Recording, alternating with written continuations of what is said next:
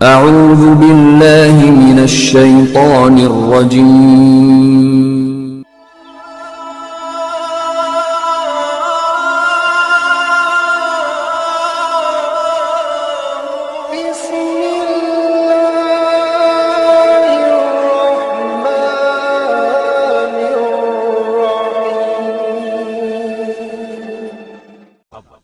اسلام دشمن طبقات کے چند اعتراضات یہ ہیں کہ نبی کریم صلی اللہ علیہ وسلم نے اتنی شادیاں کیوں کی؟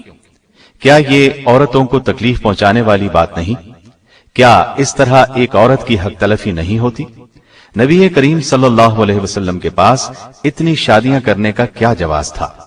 ایک اور بڑا اعتراض یہ ہے کہ اسلام عورت کو حقیر درجہ دیتا ہے۔ عورت کے حقوق مرد کے برابر نہیں، وہ صرف گھر کی باندیاں بنا کر رکھی جاتی ہیں۔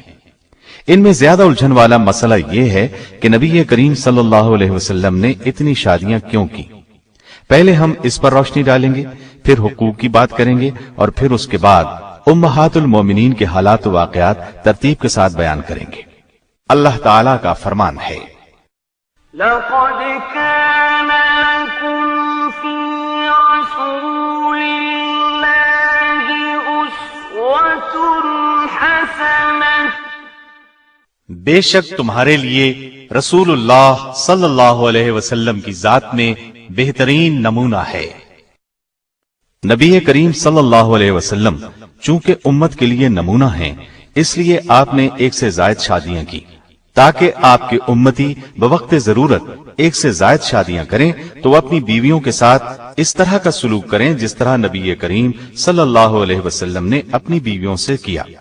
اب اگر آپ پوری زندگی میں صرف ایک شادی فرماتے تو اس صورت میں یہ نمونہ تو پیش نہ کر سکتے۔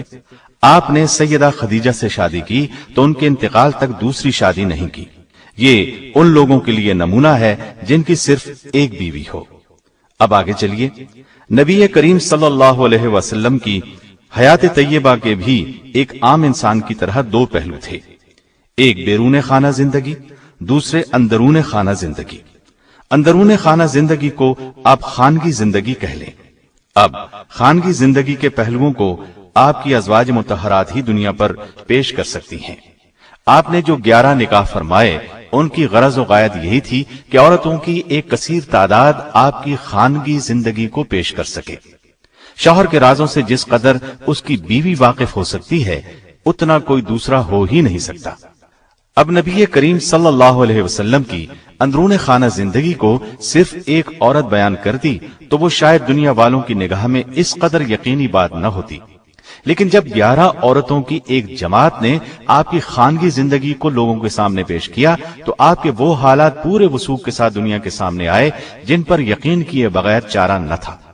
اس کے علاوہ اس میں خاص پہلو یہ ہے کہ شریعت کے بہت سے احکام صرف عورتوں کے لیے خاص ہیں۔ عورتیں مردوں سے بیان کرنے میں شرم محسوس کرتی ہیں۔ اس قسم کے مسائل بھی انہی ازواج مطہرات کے ذریعے سے بیان کیے گئے ہیں۔ علاوہ ازیں نبی کریم صلی اللہ علیہ وسلم کے متعدد نکاح کرنے کی ایک وجہ عورت کے مقام اور درجے کو دنیا میں اجاگر کرنا ہے۔ اسلام سے پہلے معاشرے میں عورت کا کوئی مقام نہیں تھا، لیکن نبی کریم صلی اللہ علیہ وسلم نے بتا دیا کہ عورت کا اسلام میں وہی درجہ ہے جو مرد کا ہے۔ حیثیت، حقوق اور آخرت کے انعامات کے لحاظ سے دونوں میں کوئی فرق نہیں۔ البتہ اسلام کے نزدیک ایک مرد مرد ہے اور عورت عورت۔ اگر دونوں صنفیں آپس میں خلط ملط ہو جائیں تو زندگی کا نظام تباہ ہو جائے۔ مرد اور عورت ایک دوسرے کی کاپی نہیں بلکہ ایک دوسرے کی تکمیل کرتے ہیں۔ لہٰذا یہ کہنا غلط ہے کہ اسلام نے عورت کو حقوق نہیں دیے یا انہیں گھر کی لونڈی بنا دیا ہے۔ اسلام نے عورت کو عملی میدان میں آنے سے روکا نہیں بلکہ اس کی اجازت دی ہے، لیکن اس طرح سے کہ جس سے خانگی زندگی خراب نہ ہو۔ مدینہ طیبہ میں عورتیں صرف گھر ہی کا نہیں باہر کا کام بھی کرتی تھیں۔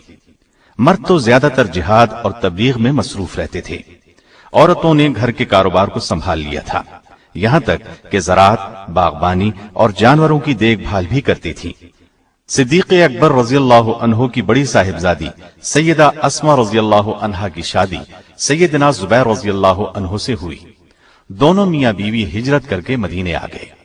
اس وقت مال پاس تھا نہ جائیداد۔ سیدہ اسما فرماتی ہیں، ہمارے پاس اس وقت صرف پانی لاد کر لے جانے کے لیے ایک اونٹ تھا، میں ہی اونٹ کے لیے گھاس وغیرہ لاتی تھی، کھجوروں کی گٹھلیاں کوٹ کر دانے کے طور پر اونٹ کو کھلاتی تھی، میں ہی پانی بھر کر لاتی تھی۔ پھر نبی کریم صلی اللہ علیہ وسلم نے مدینے سے باہر 2 میل دور زمین کا ایک ٹکڑا ہمیں دیا، میں وہاں کام کے لیے جایا کرتی تھی اور واپسی پر کھجوروں کی گٹھلیاں لاد کر لاتی تھی۔ اسلام نے علم کے میدان میں بھی عورت کو محروم نہیں رکھا۔ سیدہ عائشہ اور دوسری امہات المومنین نے علمی میدان میں بہت سے کارنامے انجام دیے۔ صرف سیدہ عائشہ رضی اللہ عنہا کی روایت کردہ احادیث 2210 تک شمار کی گئی ہیں۔ ان سے قریباً 100 صحابہ اور تابعین نے روایت کیا ہے۔ بڑے بڑے جلیل القدر حضرات ان کے شاگردوں میں شمار ہوتے ہیں۔ امام ترمذی کی روایت میں ہے کہ ابو موسیٰ اشعری فرماتے ہیں، ہم لوگوں کو جب بھی کسی حدیث میں کوئی مشکل پیش آتی ہم سیدہ عائشہ رضی اللہ عنہا سے رجوع کرتے، ان کے ہاں ہمیں ضروری معلومات مل جاتی۔ یہی نہیں، سیدہ عائشہ نے تو نبی کریم صلی اللہ علیہ وسلم کی وفات کے بعد بہت اہم قسم کے سیاسی کام انجام دیے۔ دیکھا جائے تو آپ کی بعثت سے پہلے عورت کو معاشرے میں کوئی مقام حاصل نہیں تھا۔ اسلام کے ساتھ ہی عورت کی زندگی میں انقلاب آیا۔ نبی کریم صلی اللہ علیہ وسلم نے 11 میں سے صرف ایک کنواری خاتون سے شادی کی، باقی سب بیوائیں تھیں، جبکہ ایک طلاق یافتہ بھی تھی، اور ان میں زیادہ تر عمر رسیدہ تھی۔ ثابت ہوا یہ کوئی خواہشات نفسانی کا معاملہ نہیں تھا۔ آپ کے پاس مال و دولت بھی نہیں تھا، ایک ماہ تو آپ کے گھروں میں چولہا تک نہیں جلتا تھا۔ اس قدر تعداد میں شادیاں کرنے کا ایک عظیم مقصد قبائلی عداوتوں کو محبت میں تبدیل کرنا تھا۔ ان وضاحتوں کے بعد آپ اچھی طرح جان چکے ہوں گے کہ یہ تمام اعتراضات گھٹیا سوچ کی پیداوار کے سوا کچھ بھی نہیں۔ اب ہم آپ کو ایک ترتیب سے امہات المومنین کے حالات، واقعات اور کارہائے نمایاں سنائیں گے۔ اللہ تعالی کا فرمان ہے، نبی کا حق مومنوں پر خود ان کے اپنے نفس سے بھی زیادہ ہے، اور پیغمبر کی بیویاں مومنوں کی مائیں ہیں، اور رشتہ دار کتاب اللہ کی روح سے بنسبت دوسرے مومنوں اور مہاجروں کے آپس میں زیادہ حقدار ہیں، ہاں مگر یہ کہ تم اپنے دوستوں کے ساتھ حسن سلوک کرنا چاہو۔ یہ حکم کتاب الہی میں لکھا ہوا ہے۔ نبی کریم صلی اللہ علیہ وسلم نے جن عورتوں سے نکاح کیا انہیں اپنی مرضی سے بیویاں نہیں بنایا، بلکہ اللہ تعالیٰ کے حکم سے آپ نے ان سے نکاح کیا، چنانچہ آپ کی تمام بیویاں جنتی ہیں۔ یہ بات مستدرک حاکم کی ایک حدیث سے بھی ثابت ہے۔ ابن ابی اوفا رضی اللہ عنہ سے روایت ہے کہ رسول اللہ صلی اللہ علیہ وسلم نے فرمایا، میں نے اللہ جل شانہ سے سوال کیا ہے کہ میں اپنی امت میں سے جس سے نکاح کروں یا جسے میں اپنی بیٹی دوں وہ میرے ساتھ جنت میں ہو، پس اللہ تعالیٰ نے میرے سوال کو قبولیت بخشی۔ اس مضمون کی اور بھی احادیث موجود ہیں۔ ایک قول کے مطابق آپ کی ازواج مطہرات کی تعداد 15 ہے۔ 11 بیویاں بیک وقت آپ کے نکاح میں رہیں۔ جب آپ نے انتقال فرمایا اس وقت 9 زندہ تھیں۔ اس قول کی تائید علامہ ابن کثیر نے البدایہ والنہایہ کی جلد 5 صفحہ 255 پر کی ہے۔ آپ کی ازواج مطہرات مختلف قبائل سے تعلق رکھتی تھیں، لیکن ان میں ہاشمی ایک بھی نہیں تھی۔ ان نکاحوں کی ترتیب میں قدر اختلاف پایا جاتا ہے۔ بہرحال ابن شہاب زہری کی ایک روایت کے مطابق ترتیب یوں ہے، سب سے پہلے سیدہ خدیجہ سے نکاح کیا، پھر سیدہ عائشہ سے، پھر سیدہ سودا، پھر سیدہ حفصہ، پھر سیدہ زینب بنت خزیمہ، پھر سیدہ ام حبیبہ، پھر سیدہ ام سلمہ، پھر سیدہ زینب بنت جہش، پھر سیدہ میمونہ، پھر سیدہ جویریہ، اور پھر سیدہ صفیہ رضی اللہ عنہن۔ اس ترتیب میں اختلاف معمولی بات ہے۔ حق مہر میں بھی اختلاف پایا جاتا ہے، لیکن زیادہ تر روایات میں حق مہر کی رقم 400 سے 500 درہم تک کی ہے۔ زیادہ تر ازواج مطہرات کا حق مہر 400 درہم تھا۔ صحیح مسلم کی روایت کے مطابق 500 درہم حق مہر بھی مقرر تھا۔ صحیح مسلم کی روایت کو اس سلسلے میں زیادہ صحیح مانا گیا ہے۔ نبی صلی اللہ علیہ وسلم کی سب سے پہلی زوجہ محترمہ سیدہ خدیجہ بنت خویلد رضی اللہ عنہا ہیں۔ نبی صلی اللہ علیہ وسلم کے فرزند ابراہیم رضی اللہ عنہ کے سوا آپ کی ساری اولاد انہی سے ہوئی۔ آپ صلی اللہ علیہ وسلم پوری زندگی اس وفا شیار بیوی کو یاد کرتے رہے۔ سیدہ خدیجہ رضی اللہ عنہا کے والد کا نام خویلد اور والدہ کا نام فاطمہ تھا۔ سیدہ خدیجہ رضی اللہ عنہا کے والد اپنے قبیلے میں اونچی حیثیت کے آدمی تھے۔ ہر شخص انہیں عزت اور احترام کی نگاہ سے دیکھتا تھا۔ مکے میں رہائش اختیار کی، وہیں فاطمہ بنت زائدہ سے شادی کی۔ ان کے بطن سے اللہ تعالیٰ نے وہ بیٹی عطا کی جو امت مسلمہ کی پہلی ام المؤمنین بنی۔ سیدہ خدیجہ رضی اللہ عنہا عام الفیل سے 15 سال پہلے پیدا ہوئیں۔ اس طرح آپ نبی صلی اللہ علیہ وسلم سے قریباً 15 سال پہلے اس دنیا میں تشریف لائیں۔ رسول اللہ صلی اللہ علیہ وسلم سے پہلے آپ رضی اللہ عنہا کے 2 نکاح ہوئے۔ پہلے خاوند کا نام عتیق بن عابد مخزومی تھا۔ ان سے آپ کے ہاں ایک بچی ہند پیدا ہوئی۔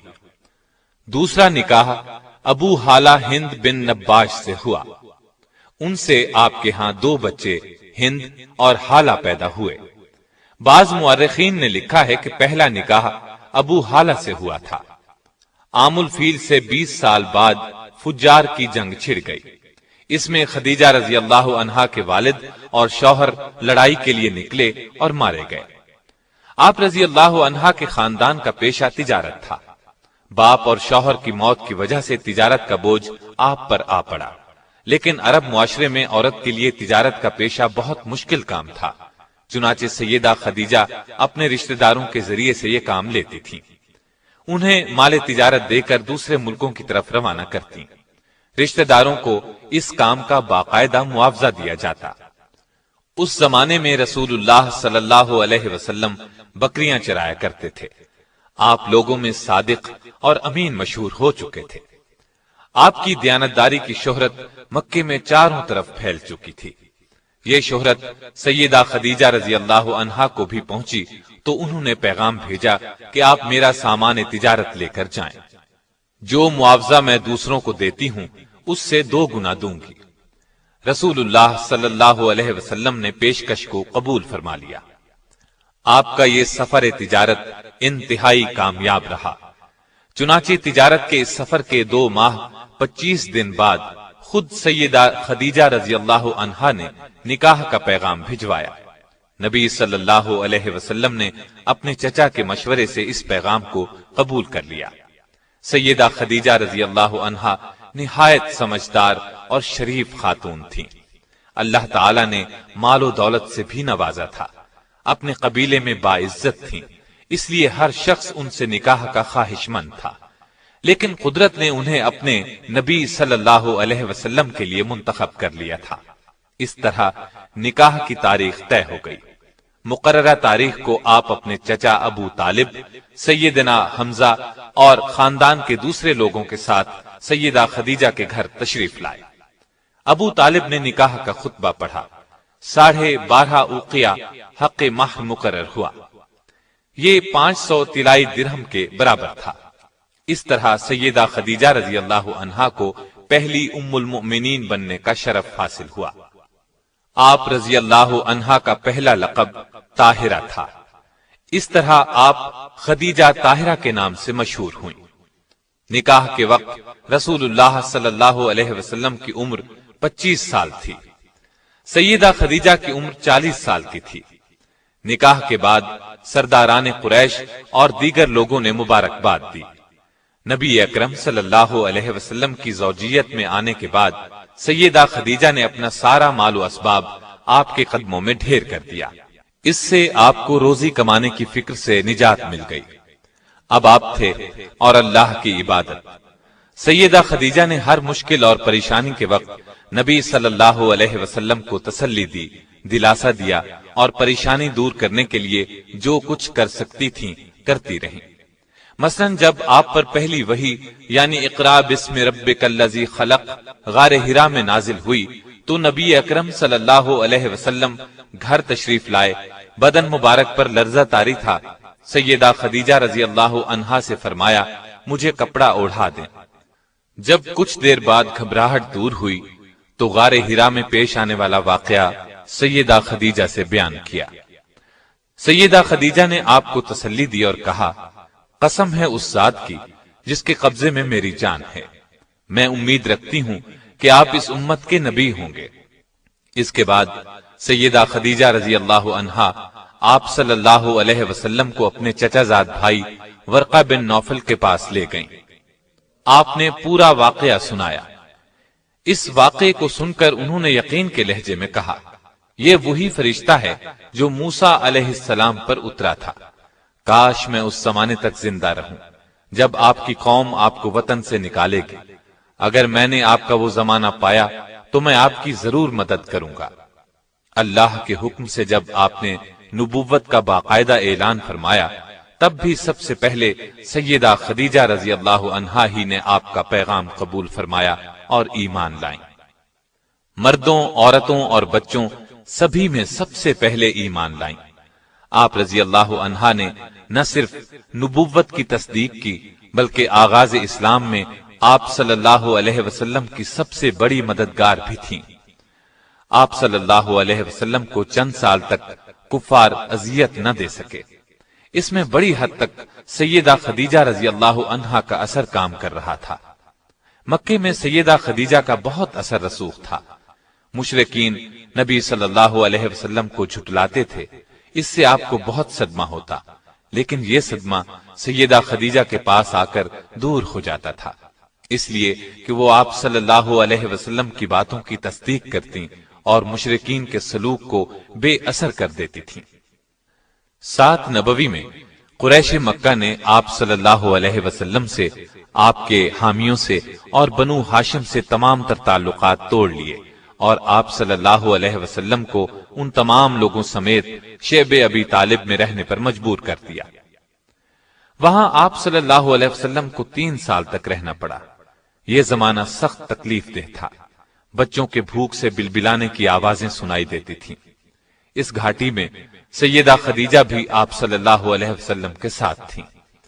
آپ نے بھی ہر وہ تکلیف برداشت کی جو دوسرے کر رہے تھے، پتے کھا کر گزارا کیا۔ ان حالات میں سیدہ خدیجہ رضی اللہ عنہا کے اثر و رسوخ سے کبھی کبھار کھانا پہنچ جاتا تھا۔ آخر کار قریش کے آپس کے اختلاف کی وجہ سے 3 سال بعد 10 نبوی میں اس مصیبت کا خاتمہ ہوا، یعنی ہجرت سے 3 سال پہلے وہاں سے نکلے۔ نبی اکرم صلی اللہ علیہ وسلم کے ساتھ سیدہ خدیجہ نے بھی اس سخت تکلیف دہ ماحول سے نجات پائی، لیکن مسلسل تکالیف کی وجہ سے ان کی صحت بہت خراب ہو گئی تھی۔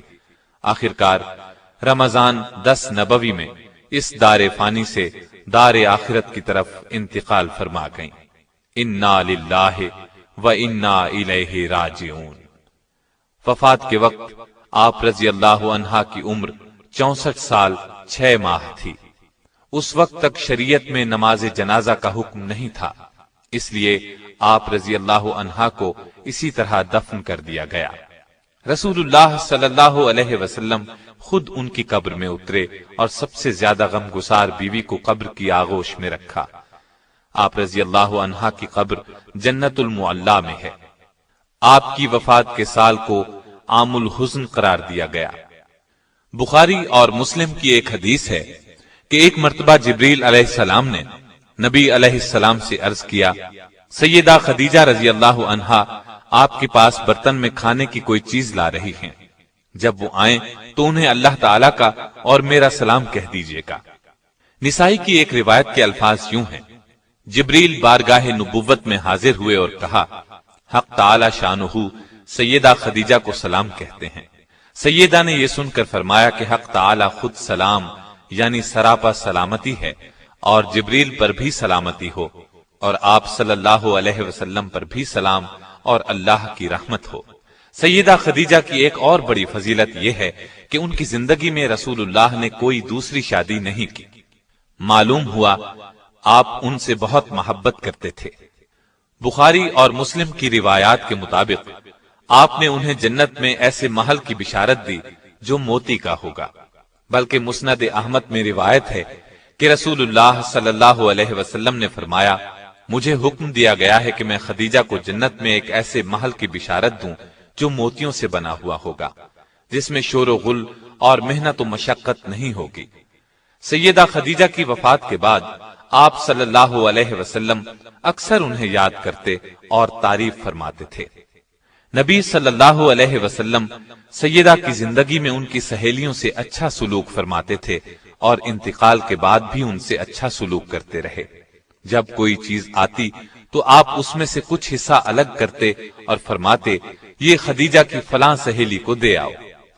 نسائی اور مسند احمد کی روایت کے الفاظ یہ ہیں کہ نبی صلی اللہ علیہ وسلم نے فرمایا، جنت کی عورتوں میں سب سے افضل یہ 4 عورتیں ہیں، خدیجہ بنت خویلد، فاطمہ بنت محمد، مریم بنت عمران اور آسیہ جو فرعون کی بیوی تھی۔ سیدہ کی اس خصوصیت میں کوئی دوسری ام المؤمنین شریک نہیں ہوئی۔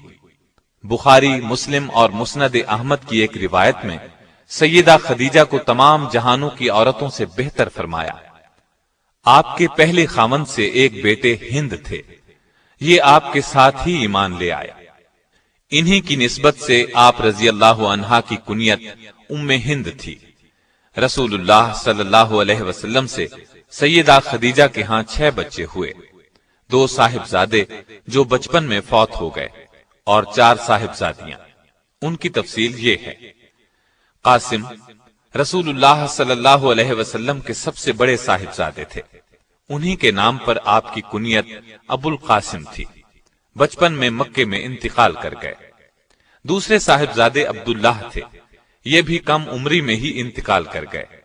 ان کے لقب طیب و طاہر تھے، اس لیے کہ یہ زمانہ نبوت میں پیدا ہوئے تھے۔ سیدہ زینب رضی اللہ عنہا، یہ رسول اللہ صلی اللہ علیہ وسلم کی سب سے بڑی صاحبزادی تھی، اور دوسری صاحبزادیاں سیدہ رقیہ رضی اللہ عنہا، سیدہ ام کلثوم رضی اللہ عنہا اور سیدہ فاطمہ رضی اللہ عنہا ہیں۔ اب دوسری ام المومنین سیدہ سودا بنت زمعہ رضی اللہ عنہا کے حالات و واقعات سنیں۔ آپ کا نام سودا تھا، والد کا نام زمعہ بن قیس اور والدہ کا نام شموس بنت قیس تھا۔ قبیلہ عامر بن لوئی سے تھی، یہ قریش کا ایک مشہور قبیلہ تھا۔ آپ کی کنیت ام الاسود تھی۔ نبی اکرم صلی اللہ علیہ وسلم کے عقد میں آنے سے پہلے سکران بن عمر عامری کے نکاح میں تھی۔ سکران ان کے والد کے چچا زاد بھائی تھے۔ ابتدا ہی میں مسلمان ہوئی، ان کے شوہر نے بھی اسلام قبول کیا۔ حبشہ کی پہلی ہجرت کے وقت بھی دونوں مکے میں رہ کر کفار کی سختیاں برداشت کرتے رہے۔ کفار کا ظلم حد سے بڑھا تو حبشہ کی طرف دوسری ہجرت میں یہ دونوں بھی شریک تھے۔ کئی برس گزرنے پر جب یہ مکہ آئے تو سکران انتقال کر گئے۔ سکران کے انتقال کے بعد رسول اللہ صلی اللہ علیہ وسلم نے ان سے نکاح فرمایا۔ سیدہ خدیجہ رضی اللہ عنہا کے بعد آپ صلی اللہ علیہ وسلم نے دوسرا نکاح انہی سے کیا، اور یہ ایسے ہوا کہ سیدہ خدیجہ کی وفات کے بعد آپ بہت غمگین تھے، اس لیے کہ وہ ہر مشکل میں آپ کی غمگسار تھیں۔ آپ صلی اللہ علیہ وسلم کی حالت دیکھ کر عثمان بن مظعون رضی اللہ عنہ کی اہلیہ سیدہ خولہ بنت حکیم رضی اللہ عنہا نے آپ کی خدمت میں حاضر ہو کر عرض کیا، اے اللہ کے رسول صلی اللہ علیہ وسلم، کیا آپ کو ایک مونس اور غمگسار ساتھی کی ضرورت ہے؟ آپ نے فرمایا، ہاں، اس پر وہ سیدہ سودا رضی اللہ عنہا اور ان کے والد کے پاس گئیں اور ان سے کہا اللہ تعالیٰ نے آپ پر خیر و برکت کے دروازے کھول دیے ہیں۔ انہوں نے پوچھا وہ کیسے؟ سیدہ خولہ نے کہا مجھے رسول اللہ صلی اللہ علیہ وسلم نے آپ کی طرف بھیجا ہے، میں آپ صلی اللہ علیہ وسلم کی طرف سے شادی کا پیغام لائی ہوں۔ سیدہ سودا رضی اللہ عنہا نے فرمایا مجھے منظور ہے، لیکن آپ میرے والد سے بات کر لیں۔ جب ان سے بات ہوئی تو انہوں نے بھی کوئی اعتراض نہ کیا۔ اس طرح یہ نکاح ہوا۔ 400 درہم حق مہر مقرر ہوا۔ یہاں میں یہ وضاحت کر دوں، بعض علماء نے لکھا ہے کہ سیدہ سودا سے پہلے آپ صلی اللہ علیہ وسلم نے سیدہ عائشہ رضی اللہ عنہا سے نکاح کیا تھا۔ حافظ ابن کثیر نے اسی کو صحیح کہا ہے، لیکن بہت سے دوسرے مورخین اور علماء کا قول ہے کہ دوسرا نکاح سیدہ سودا رضی اللہ عنہا سے ہوا تھا۔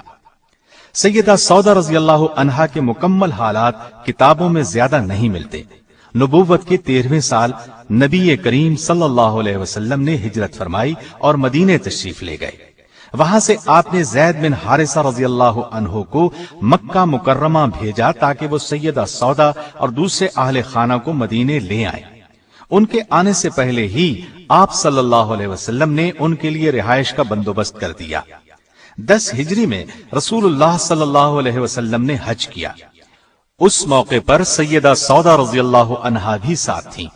سیدہ چونکہ قدرے بھاری بھرکم تھیں، آہستہ چلتی تھیں، اس لیے انہوں نے نبی کریم صلی اللہ علیہ وسلم سے اجازت چاہی کہ انہیں مزدلفہ کی طرف پہلے روانہ ہونے کی اجازت دی جائے۔ آپ صلی اللہ علیہ وسلم نے اجازت دے دی، چنانچہ وہ سب لوگوں سے پہلے ہی مزدلفہ روانہ ہو گئیں۔ انہیں بھیڑ میں چلنے سے تکلیف ہوتی تھی۔ ایک مرتبہ ازواج مطہرات بارگاہ رسالت میں بیٹھی تھیں۔ ایسے میں کسی نے پوچھا اے اللہ کے رسول صلی اللہ علیہ وسلم، ہم میں سے سب سے پہلے کون مرے گا؟ آپ صلی اللہ علیہ وسلم نے فرمایا جس کے ہاتھ لمبے ہوں گے۔ ازواج مطہرات نے اس بات کے ظاہری معنی لیے اور آپس میں ہاتھ ناپنے لگی۔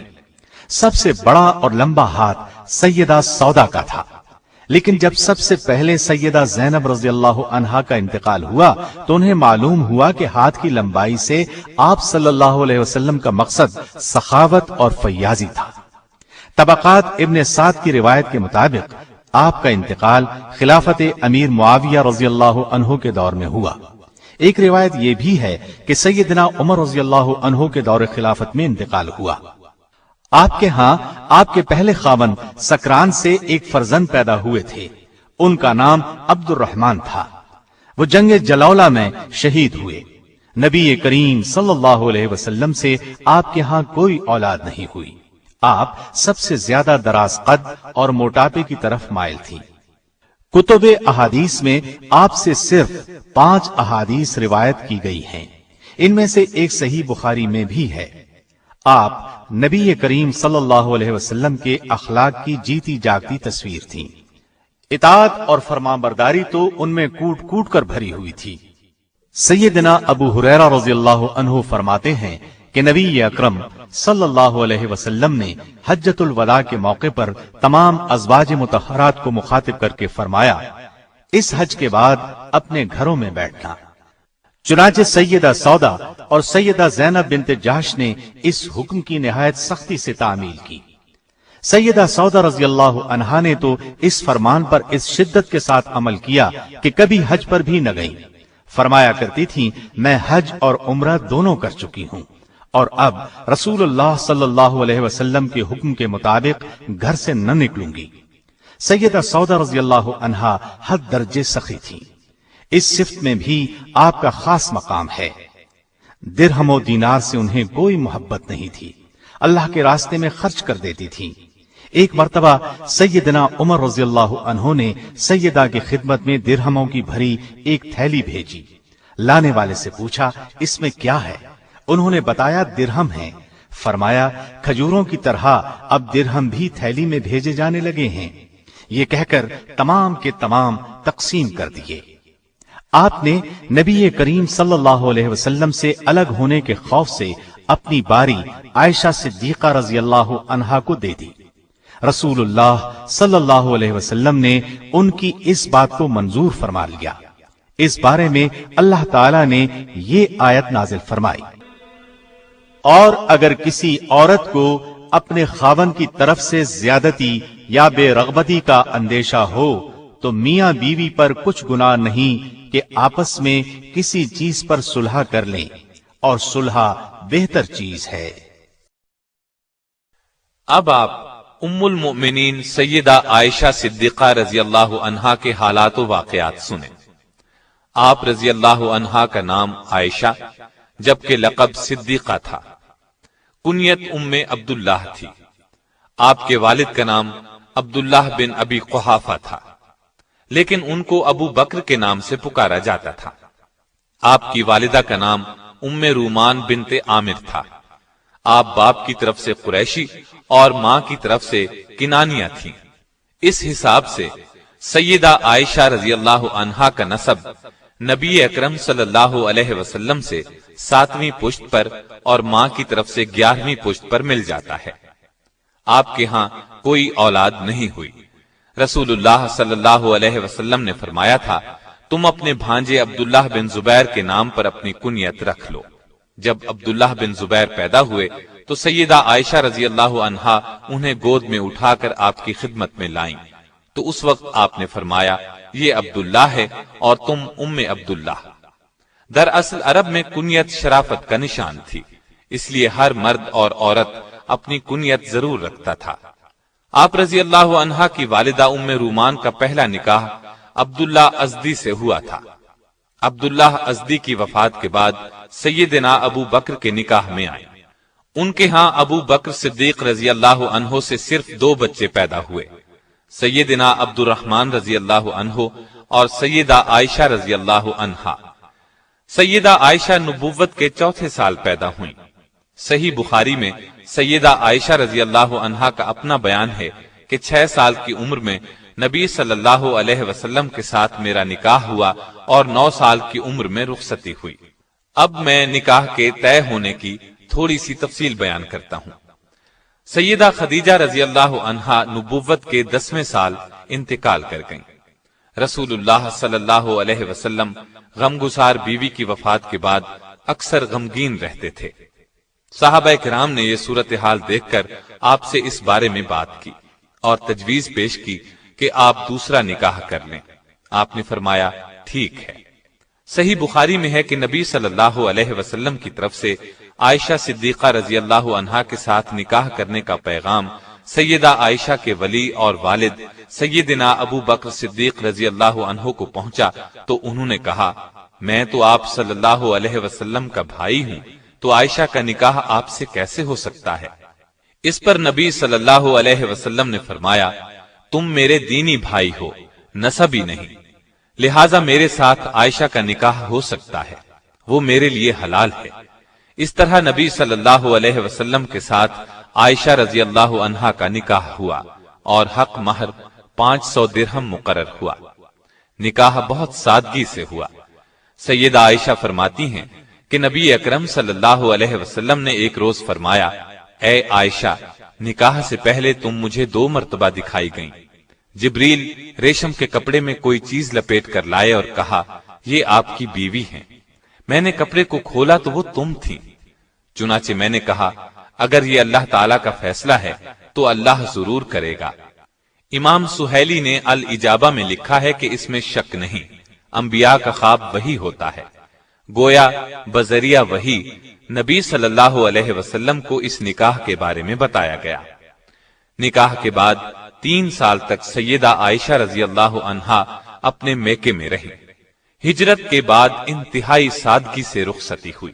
اس وقت رسول اللہ صلی اللہ علیہ وسلم کے پاس ضیافت کے لیے دودھ کے ایک پیالے کے سوا کچھ نہیں تھا۔ آپ نے دودھ کے پیالے میں سے خود نوش فرمایا، پھر سیدہ عائشہ کو دیا، انہوں نے بھی پیا۔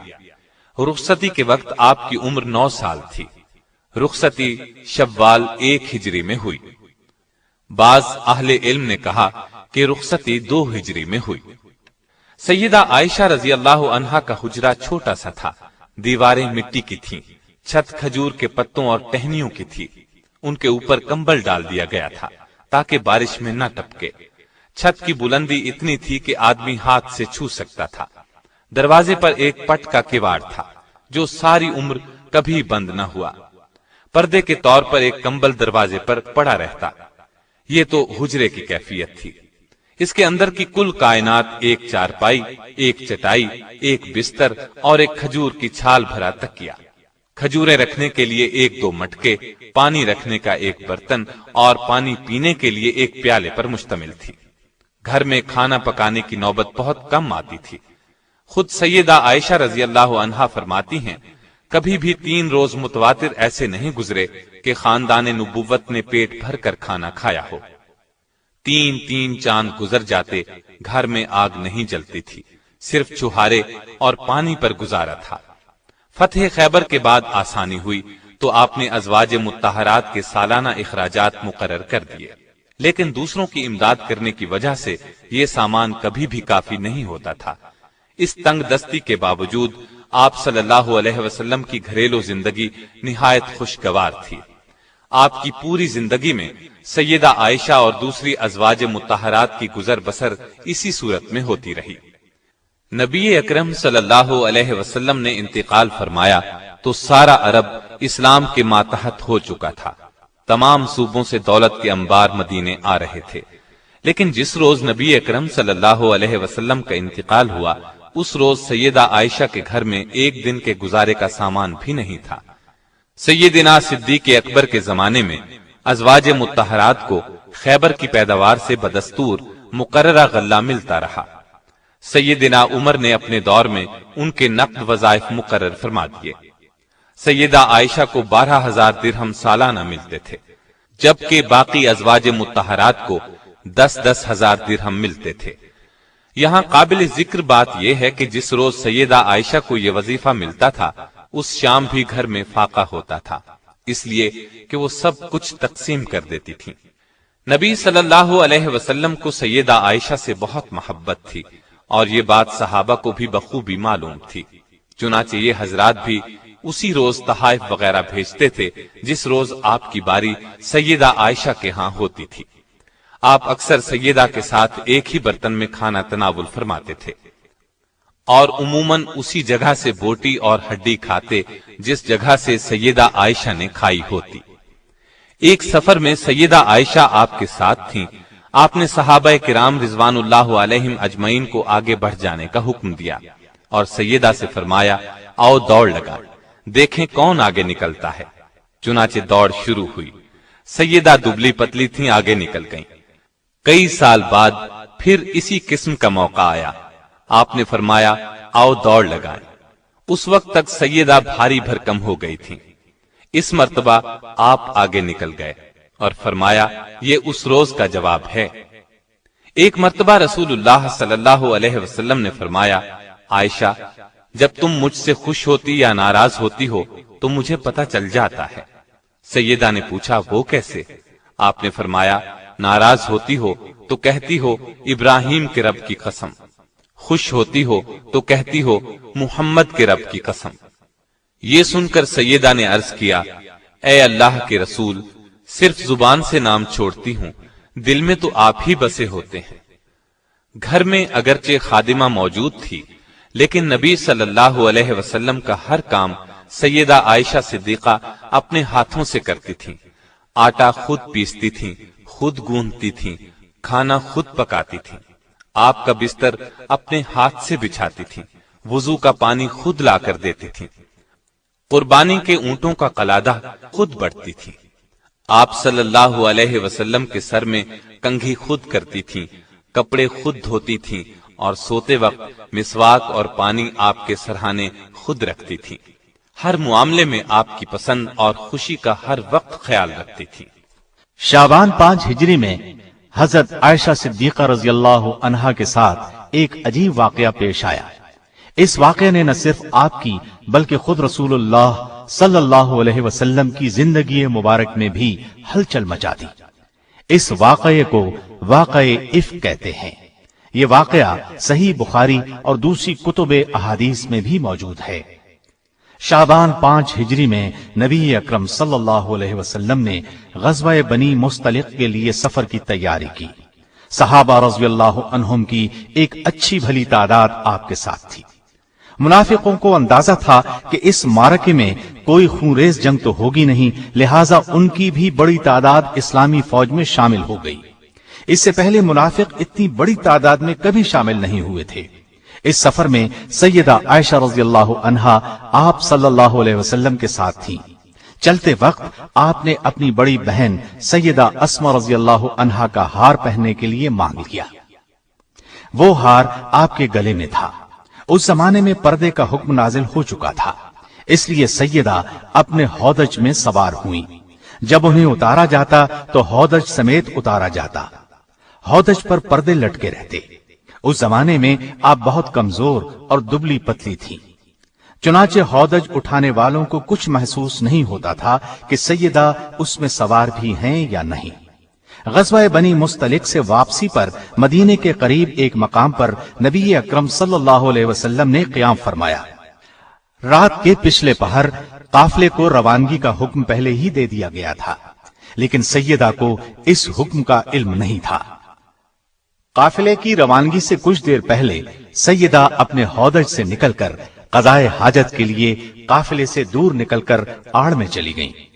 فارغ ہو کر لوٹیں تو گلے پر ہاتھ لگا، دیکھا تو ہار نہیں تھا۔ بہت گھبرائیں اور وہیں واپس جا کر ہار تلاش کرنے لگی۔ سیدہ کا خیال تھا ابھی لوٹ آؤں گی، اس لیے کسی کو نہ بتایا کہ وہ اس طرف جا رہی ہیں۔ ادھر قافلہ چونکہ روانگی کے لیے تیار تھا، اس لیے خادموں نے خیال کیا کہ سیدہ اپنے ہودج میں ہیں۔ انہوں نے ہودج کو اونٹ پر رکھا اور کوچ کیا۔ ہودج کو اونٹ پر رکھتے وقت انہیں اس کے ہلکے ہونے کا احساس نہ ہوا، اس لیے کہ سیدہ عائشہ رضی اللہ عنہا کا وزن بہت کم تھا۔ لشکر تو وہاں سے روانہ ہو گیا، ادھر انہیں ہار مل گیا۔ یہ ہار لے کر لوٹیں تو لشکر وہاں سے جا چکا تھا، بہت پریشان ہوئی۔ پھر خیال فرمایا کہ جب رسول اللہ صلی اللہ علیہ وسلم اگلے مقام پر پہنچ کر مجھے نہیں پائیں گے تو پھر میری تلاش میں آدمی بھیجیں گے۔ چنانچہ آپ اسی جگہ چادر اوڑھ کر لیٹ گئیں اور انہیں نیند نے آ لیا۔ صحابی رسول صفوان بن معطل سلمی رضی اللہ عنہ فوج کی گری پڑی چیزوں کو اٹھانے کے لیے لشکر کے پیچھے رہتے تھے۔ صبح کے وقت وہ اس جگہ پہنچے جہاں لشکر نے رات کو پڑاؤ کیا تھا۔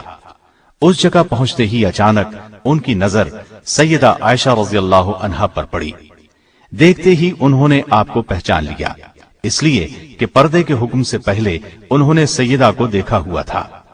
دیکھتے ہی انہوں نے انا للہ و انا الیہ راجعون پڑھا۔ ان کی آواز سن کر سیدہ کی آنکھ کھل گئی۔ انہوں نے اپنا منہ فوراً چادر میں چھپا لیا۔ سیدہ عائشہ خود فرماتی ہیں، اللہ کی قسم صفوان نے مجھ سے بات کی، نہ ان کی زبان سے سوائے انا للہ کے کوئی اور کلمہ سنا۔ سیدنا صفوان رضی اللہ عنہ نے اپنا اونٹ سیدہ کے قریب بٹھا دیا۔ اونٹ سامنے کر کے صفوان خود پیچھے ہٹ گئے۔ سیدہ اونٹ پر سوار ہو گئی تو صفوان مہار پکڑ کر اگلی منزل کی طرف روانہ ہو گئے اور دوپہر کے وقت اسلامی لشکر میں جا پہنچے۔ یہ ایک بالکل معمولی واقعہ تھا اور سفر میں اکثر ایسا ہوتا رہتا تھا، لیکن لشکر میں منافقین بھی موجود تھے، وہ بھلا یہ موقع ہاتھ سے کیوں جانے دیتے؟ انہوں نے سیدہ عائشہ رضی اللہ عنہا پر بددامنی کا الزام لگا دیا، گویا اب وہ پاک دامن نہیں رہی، نعوذ باللہ۔ مدینہ طیبہ پہنچ کر سیدہ بیمار ہو گئی۔ 1 مہینہ بیماری میں گزر گیا، لیکن منافقین نے اس عرصے میں اس واقعہ کو خوب ہوا دی۔ نیک دل مسلمانوں نے اس افواہ کو سنتے ہی کانوں کو ہاتھ لگائے اور کہا، سبحان اللہ، اتنا بڑا الزام۔ عبداللہ بن ابی اور دوسرے منافقین کے علاوہ اس سازش میں 3 مسلمان حسان بن ثابت، حمنہ بنت جہش اور مستہ شامل تھے۔ ام مستہ سیدہ عائشہ کی ماموزاد بہن تھی۔ ان کا بیٹا مستہ اس معاملے میں پیش تھا۔ یہ منافقوں کے پروپیگنڈے کا شکار ہو گئے، بدگمان ہو گئے۔ سیدہ کے خلاف مدینے میں جو طوفان اٹھایا گیا، سیدہ عائشہ کو اس بارے میں قطعاً کوئی علم نہ تھا۔ وہ تو مدینے پہنچتے ہی بیمار ہو گئی تھی اور 1 ماہ تک بیمار رہیں، لیکن اس دوران میں رسول اللہ صلی اللہ علیہ وسلم کا آپ سے وہ سلوک نہیں رہا تھا۔ پہلے جب آپ بیمار ہوتی تو رسول اللہ صلی اللہ علیہ وسلم سیدہ عائشہ رضی اللہ عنہا کی دلجوئی کرتے اور ہر وقت خیال رکھتے تھے، لیکن اس دفعہ صورتحال اس سے مختلف تھی۔ آپ صلی اللہ علیہ وسلم آ کر حال پوچھتے اور چلے جاتے۔ اس بنا پر آپ بہت پریشان تھی اور یہ چیز آپ کی بیماری میں اضافہ کر رہی تھی، لیکن وجہ ان کی سمجھ میں نہیں آ رہی تھی۔ سیدہ عائشہ رضی اللہ عنہا خود فرماتی ہیں، ایک دن میں اور ام مستح قضائے حاجت کے لیے جنگل کی طرف جا رہی تھی کہ راستے میں ام مستح کو ٹھوکر لگی۔ ٹھوکر لگنے پر انہوں نے اپنے بیٹے کو بد دعا دی۔ میں نے ان سے کہا، تم ایسے شخص کو کیوں بد دعا دیتی ہو جو بدر میں شریک ہوا؟ ام مستح نے کہا، اے بھولی بھالی، تمہیں اس قصے کی خبر نہیں؟ میں نے حیران ہو کر پوچھا، کون سا قصہ؟ تب ام مستح نے سارا قصہ کہہ سنایا۔ یہ سنتے ہی میرے پاؤں تلے سے زمین نکل گئی، مرض میں اور شدت آ گئی، لرزہ طاری ہو گیا، اس قدر صدمہ ہوا کہ جی چاہا کسی کنویں میں گر جاؤں۔ جب نبی کریم صلی اللہ علیہ وسلم تشریف لائے تو میں نے آپ سے اپنے والدین کے ہاں جانے کی اجازت چاہی تاکہ ان کے ذریعے سے تحقیق کروں۔ آپ صلی اللہ علیہ وسلم نے اجازت دے دی۔ میں والدین کے گھر آ گئی، اپنی ماں سے پوچھا، کیا آپ کو معلوم ہے لوگ میرے بارے میں کیا کہتے ہیں؟ ماں نے کہا، بیٹی تو رنج نہ کر، دنیا کا تو یہی طریقہ ہے، جو عورت خوش شکل ہو، خوبصورت ہو، اپنے شوہر کے نزدیک بلند مرتبہ ہو، دنیا اس سے حسد کرتی ہے، حسد کرنے والی عورتیں اس کے پیچھے پڑ جاتی ہیں۔ میں نے پوچھا، کیا میرے باپ کو بھی اس بات کا علم ہے؟ بولی ہاں۔ میں نے پوچھا، رسول اللہ صلی اللہ علیہ وسلم کو بھی علم ہے؟ ماں نے جواب دیا، ہاں۔ اس پر میں نے کہا، اے ماں، لوگوں میں اس بات کا چرچا ہے اور آپ نے مجھ سے ذکر تک نہیں کیا۔ یہ کہہ کر میں رونے لگی، آنکھوں سے آنسو ابل پڑے۔ سیدنا ابو بکر رضی اللہ عنہ قرآن کی تلاوت کر رہے تھے، میرے رونے کی آواز سن کر آ گئے، وہ بھی رونے لگے اور میں تمام رات آنسو بہاتی رہی۔ سیدہ عائشہ رضی اللہ عنہا فرماتی ہیں کہ اس واقعے سے مجھے اس قدر بخار ہوا کہ میری والدہ نے گھر کے تمام کپڑے مجھ پر ڈال دیے۔ اگرچہ سیدہ عائشہ رضی اللہ عنہا کی بے گناہی واضح تھی، لیکن شریر لوگوں کے اس الزام سے رسول اللہ صلی اللہ علیہ وسلم بہت بے چین تھے۔ ادھر وحی کے نزول میں دیر ہوئی تو آپ صلی اللہ علیہ وسلم نے صحابہ سے مشورہ کیا، مشاورت میں بہت سی رائیں سامنے آئیں۔ اسی عالم میں صبح ہو گئی۔ سیدہ فرماتی ہیں کہ میرے والدین برابر میرے پاس بیٹھے رو رہے تھے، ایسے میں ایک انصاری عورت آ گئی، مجھے روتے دیکھ کر وہ بھی رونے لگی۔ ہم اسی حالت میں تھے کہ رسول اللہ صلی اللہ علیہ وسلم تشریف لے آئے اور سلام کر کے میرے قریب بیٹھ گئے۔ جب سے یہ واقعہ ہوا تھا، آپ صلی اللہ علیہ وسلم اس وقت سے میرے پاس آ کر نہیں بیٹھے تھے۔ وحی کے انتظار میں 1 ماہ گزر گیا تھا۔ نزدیک بیٹھنے کے بعد رسول اللہ صلی اللہ علیہ وسلم نے فرمایا، اے عائشہ، مجھے تیری بابت ایسی ایسی خبر پہنچی ہے، اگر تو اس جرم سے بری ہے تو بہت جلد اللہ تعالیٰ اس سے تجھے بری کر دے گا، اور اگر تو نے کسی گناہ کا ارتکاب کیا ہے تو اللہ سے توبہ استغفار کر لے، اس لیے کہ بندہ جب اپنے گناہ کا اقرار کرتا ہے اور اللہ کی طرف رجوع کرتا ہے تو اللہ اس کی توبہ قبول کرتا ہے۔ سیدہ فرماتی ہیں، جب رسول اللہ صلی اللہ علیہ وسلم نے اپنی یہ بات ختم کی تو میں نے جواب دیا، اللہ کی قسم، میں اس چیز سے کبھی توبہ نہیں کروں گی جس کا الزام یہ لوگ مجھے دیتے ہیں۔ میں تو وہی کہوں گی جو یوسف علیہ السلام کے والد نے کہا تھا۔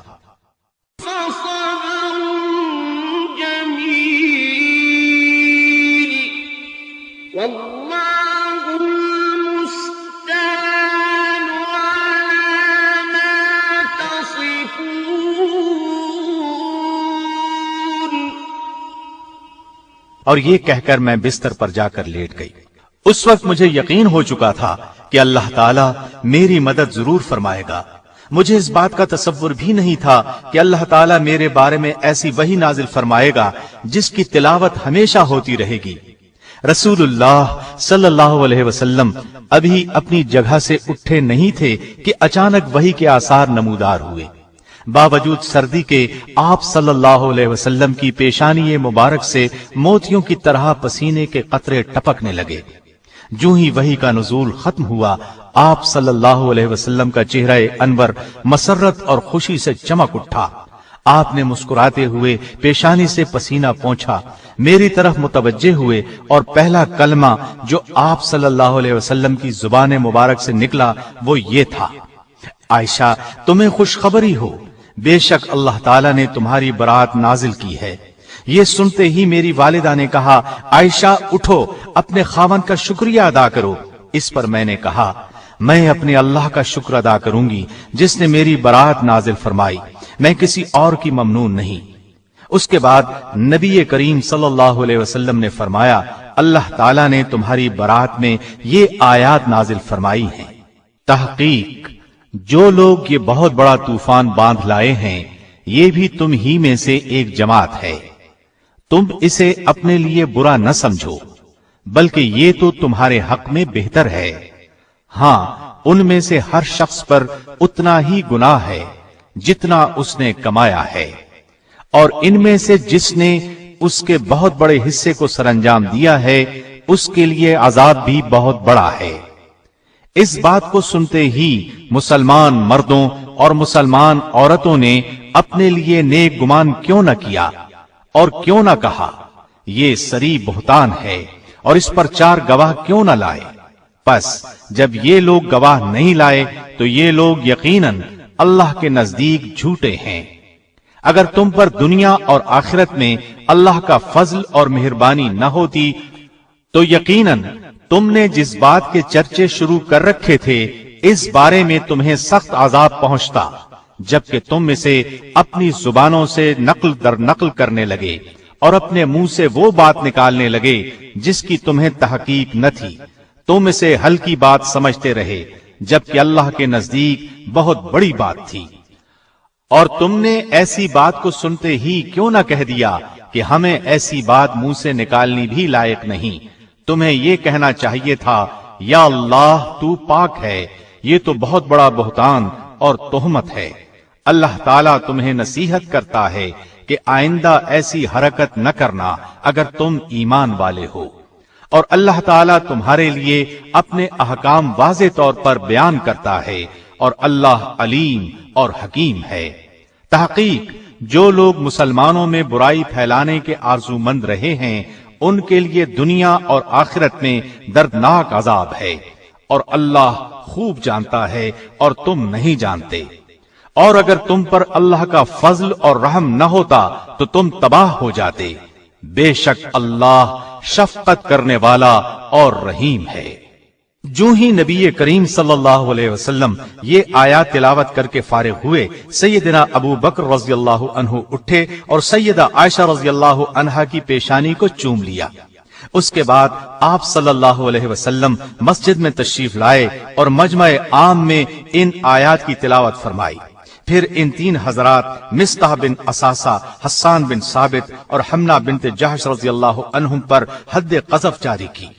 80 درے مارے گئے جو اپنی سادہ لوہی کی بنا پر منافقین کے دھوکے میں آ گئے تھے۔ ان لوگوں نے اپنی غلطی سے توبہ کی، اور عبداللہ بن ابی کے بارے میں مشہور قول یہ ہے کہ اس پر حد جاری نہیں کی گئی، اس لیے کہ وہ منافق تھا۔ سیدہ رضی اللہ عنہا کی شان میں نازل ہونے والی آیات نے ان کی عزت اور عظمت کو 4 چاند لگا دیے، اور منافقوں کا منہ کالا ہوا۔ نزول وحی میں جو 1 ماہ کی دیر ہوئی اس میں حکمت یہ بیان کی جاتی ہے کہ سیدہ کو یقین ہو جائے کہ اللہ کے سوا کسی سے امید وابستہ نہیں رکھی جا سکتی۔ ان آیات اور روایات سے ایک بات یہ ثابت ہوتی ہے کہ علم غیب سوائے اللہ کے اور کسی کو نہیں، اس لیے کہ نبی کریم صلی اللہ علیہ وسلم 1 ماہ سے زائد عرصہ اس سلسلے میں پریشان رہے جب تک اللہ تعالیٰ نے نہ بتایا، حقیقت کا پتہ نہ چلا۔ ایک اور سفر میں سیدہ آپ کے ساتھ تھی۔ سیدہ کے گلے میں ہار تھا۔ قافلہ واپس ہو کر مقام جیش پہنچا تو ہار ٹوٹ کر گر گیا۔ سیدہ نے فوراً آپ صلی اللہ علیہ وسلم کو اطلاع دی۔ صبح قریب تھی۔ آپ نے قافلے کو پڑاؤ کا حکم دیا۔ ایک شخص کو ہار کی تلاش میں بھیجا۔ جہاں پڑاؤ ڈالا گیا وہاں پانی نہیں تھا۔ اتنے میں نماز کا وقت ہو گیا۔ لوگ ابو بکر صدیق کے پاس آئے اور بولے، آپ کی بیٹی نے ہمیں مشکل میں ڈالا ہوا ہے۔ سیدنا ابو بکر عائشہ صدیقہ کے پاس آئے۔ نبی صلی اللہ علیہ وسلم ان کی گود میں سر رکھ کر آرام فرما رہے تھے۔ ابو بکر نے غصے سے فرمایا، بیٹی، ہر دفعہ تم ہی سب کے لیے مصیبت کا سبب بنتی ہو۔ آپ نے ان کے پہلو میں کئی کونچے بھی مارے، لیکن سیدہ نے نبی صلی اللہ علیہ وسلم کی وجہ سے حرکت تک نہ کی۔ جب آپ بیدار ہوئے تو اللہ تعالی نے تیمم کی آیت نازل فرمائی۔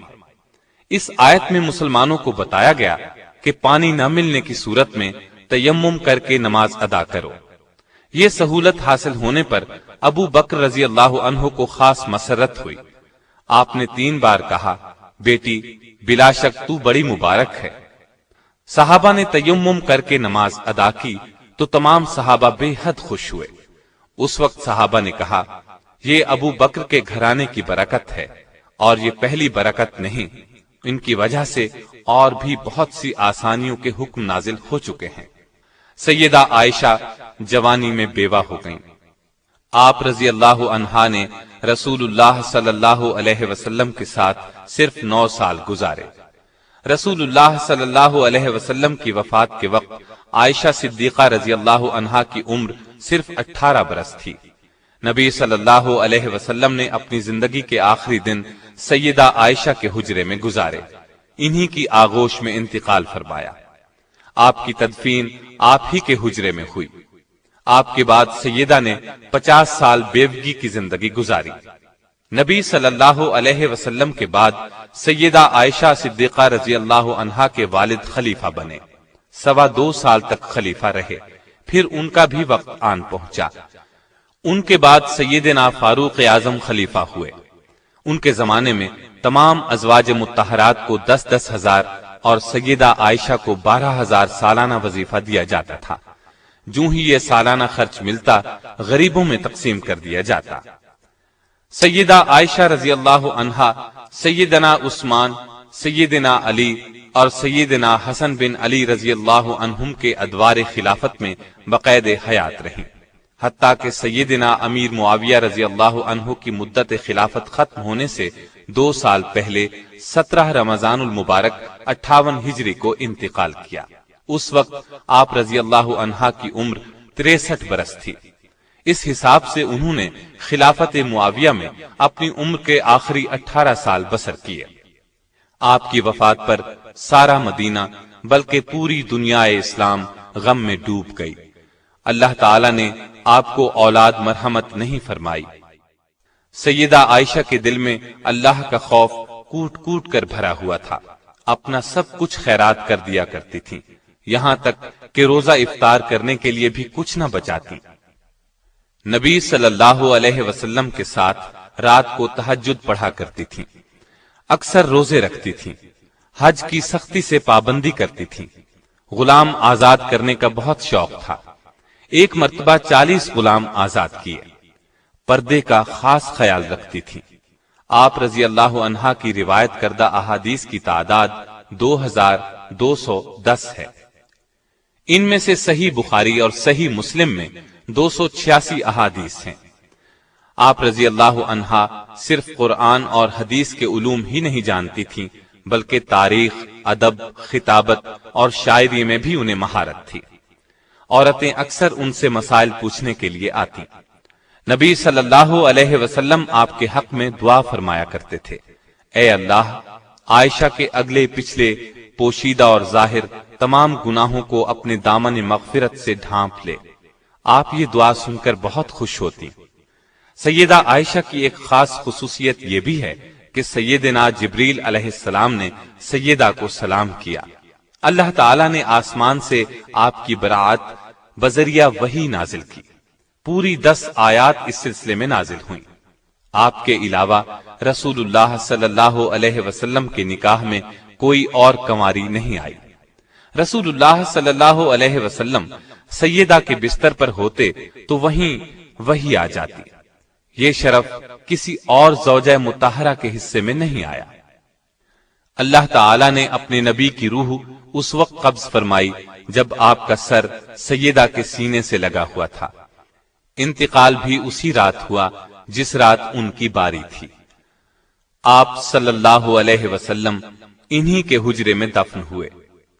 اللہ تعالی کی سیدہ عائشہ رضی اللہ عنہا پر ہزار ہا رحمتیں ہوں۔ اب ام المومنین سیدہ حفصہ رضی اللہ عنہا کا تذکرہ سنیں۔ آپ کے والد کا نام سیدنا عمر بن خطاب رضی اللہ عنہ اور والدہ کا نام زینب بنت مزعون تھا۔ آپ سیدنا عبداللہ بن عمر رضی اللہ عنہ کی بڑی اور حقیقی بہن تھی۔ اعلان نبوت سے 5 سال پہلے مکے میں پیدا ہوئی۔ جوان ہونے پر خنیس بن حذافہ سہمی رضی اللہ عنہ سے نکاح ہوا۔ دونوں بڑے اچھے طریقے سے زندگی بسر کرتے رہے۔ آپ اپنے ماں باپ کے ساتھ ہی اسلام لائیں۔ آپ کے پہلے شوہر خنیس رضی اللہ عنہ بھی مسلمان تھے۔ آپ نے اپنے شوہر کے ساتھ مدینے کی طرف ہجرت فرمائی۔ 2 ہجری میں غزوہ بدر ہوا۔ اس لڑائی میں خنیس رضی اللہ عنہ کو ایسے زخم آئے کہ جام شہادت نوش فرمایا۔ بیٹی کے بیوہ ہونے پر سیدنا عمر رضی اللہ عنہ کو ان کے نکاح کی فکر ہوئی۔ ایسے میں نبی کریم صلی اللہ علیہ وسلم نے خود سیدہ حفصہ رضی اللہ عنہا سے نکاح کی پیشکش کی۔ یہ نکاح 2 ہجری میں ہوا۔ ایک قول یہ بھی ہے کہ غزوہ احد کے بعد ہوا۔ نکاح کے بعد آپ حرم نبوت میں رہنے لگیں۔ سیدہ حفصہ رضی اللہ عنہا کے مرتبے کا اندازہ اس بات سے بخوبی لگایا جا سکتا ہے کہ جبریل امین اللہ کا حکم لے کر آئے اور فرمایا، یہ صرف دنیا میں ہی نہیں جنت میں بھی آپ کی بیوی ہوں گی۔ سیدہ حفصہ رضی اللہ عنہا نے شعبان سن 45 ہجری میں انتقال فرمایا۔ یہ سیدنا امیر معاویہ کی خلافت کا زمانہ تھا۔ مدینے کے گورنر اس وقت مروان بن حکم تھے۔ انہوں نے ہی نماز جنازہ پڑھائی، جنازے کو کندھا بھی دیا۔ سیدنا ابو ہریرہ رضی اللہ عنہ جنازے کو قبر تک لے گئے۔ ان کے بھائی عبداللہ بن عمر اور عبداللہ بن عمر کے بیٹوں عاصم، سالم، عبداللہ اور حمزہ نے قبر میں اتارا۔ وفات کے وقت ان کی عمر 60 سال تھی۔ سن وفات میں کچھ قول اور بھی ہیں۔ غابہ میں ان کی کچھ جائیداد بھی تھی۔ وفات سے پہلے اپنے بھائی عبداللہ بن عمر رضی اللہ عنہ کو بلا کر وصیت کی کہ اس زمین کو صدقہ کر دینا۔ نہایت فضل اور کمال کی مالک تھی۔ آپ نے 160 احادیث روایت کی ہیں۔ ان کے خاندان کے 7 آدمیوں نے غزوہ بدر میں شرکت کی۔ وہ 7 افراد یہ ہیں: والد، چچا زاد، شوہر خنیس، 3 ماموں عثمان بن مزعون، عبداللہ بن مزعون اور قدامہ بن مزعون، اور ان کے ماموں کے بیٹے صائب بن عثمان۔ یہ اعزاز سیدہ حفصہ رضی اللہ عنہا کے لیے خاص ہے۔ دن میں اکثر روزہ رکھتی اور رات میں قیام کرتی۔ انتقال کے وقت بھی روزے سے تھی۔ اللہ تعالیٰ کی ان پر ہزار ہا رحمتیں ہوں۔ اس کے بعد ام المؤمنین زینب بنت خزیمہ رضی اللہ عنہا کے حالات و واقعات کی باری آتی ہے۔ آپ رضی اللہ عنہا کا نام زینب تھا۔ والد کا نام خزیمہ بن عبداللہ تھا۔ کنیت ام المساکین تھی۔ وجہ اس کی یہ تھی کہ آپ بہت زیادہ سخی تھی، بہت رحم دل تھی۔ مساکین اور فقراء کو بہت فیاضی سے کھانا کھلایا کرتی تھی۔ سیدہ زینب بنت خزیمہ کا پہلا نکاح کس سے ہوا، اس کی بابت کتب سیرت میں خاصا اختلاف پایا جاتا ہے۔ ان میں سے جو زیادہ قرین فہم ہے وہ یہ ہے کہ پہلے یہ حضرت عبداللہ بن جہش کے عقد میں تھی۔ وہ جلیل القدر صحابی اور بہت بڑے شجاع تھے۔ جنگ احد میں شریک تھے اور اسی جنگ میں درجہ شہادت پر فائز ہوئے۔ سیدنا عبداللہ بن جہش رضی اللہ عنہ کی شہادت کے بعد رسول اللہ صلی اللہ علیہ وسلم کے حلقہ زوجیت میں آنے کے شرف سے سرفراز ہوئیں۔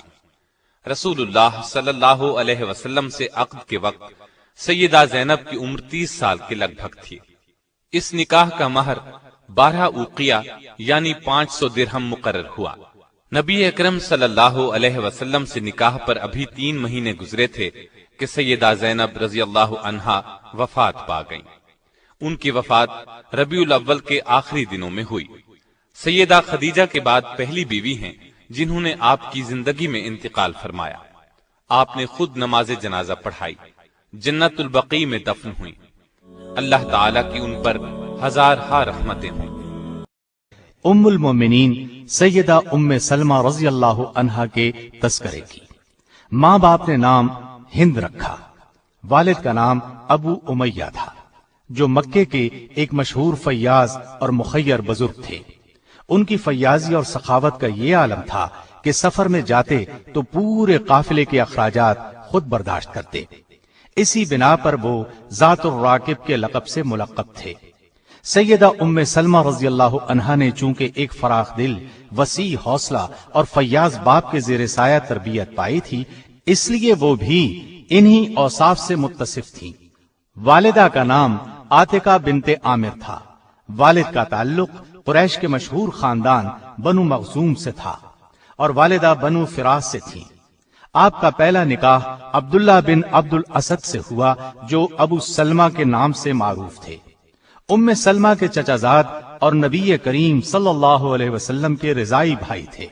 ان دونوں میاں بیوی کا شمار ان خوش بخت حضرات میں ہوتا ہے جو اسلام کے دور اول ہی میں نعمت اسلام سے بہرہ مند ہو گئے تھے۔ ابو سلمہ رضی اللہ عنہ سے سیدہ ام سلمہ کے ہاں سلمہ، عمر، درہ اور زینب پیدا ہوئے۔ ان دونوں نے مکہ سے حبشہ کی طرف ہجرت کا بھی شرف حاصل کیا تھا۔ حبشہ میں کچھ مدت قیام کے بعد دونوں واپس مکے آ گئے، پھر مکے سے مدینے کی طرف ہجرت کی۔ کہتے ہیں کہ یہ پہلی خاتون ہیں جو مکے سے ہجرت کر کے مدینے آئیں۔ ابو سلمہ جب حبشہ سے واپس مکے آئے تو مشرکین نے پھر ان پر ظلم ڈھایا، اس لیے انہوں نے مدینے کا رخ کیا۔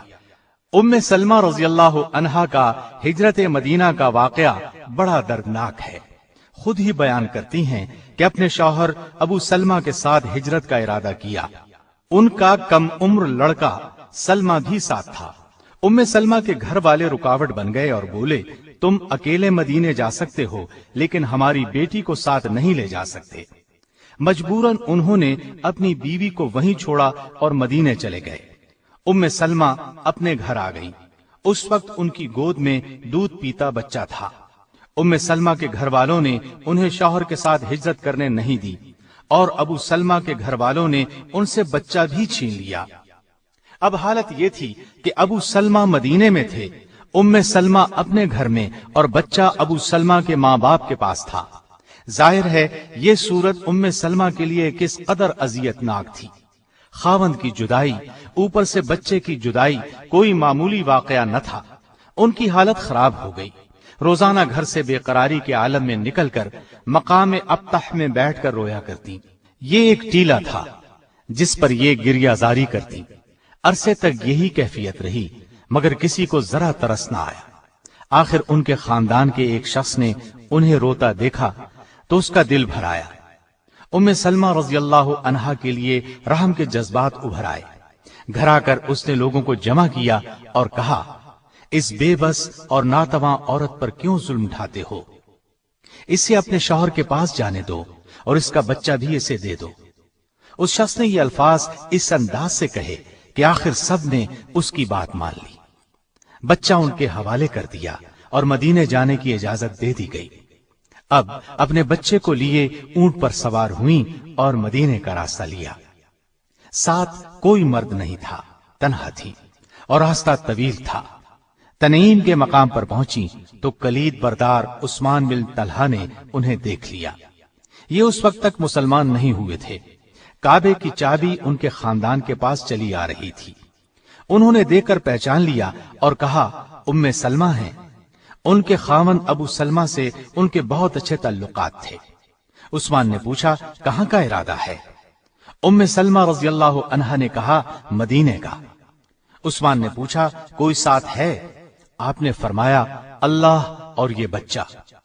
اس پر عثمان نے کہا، تم تنہا کیسے جاؤ گی؟ میں ساتھ چلتا ہوں۔ یہ کہہ کر انہوں نے اونٹ کی مہار پکڑ لی اور مدینے کی طرف روانہ ہو گئے۔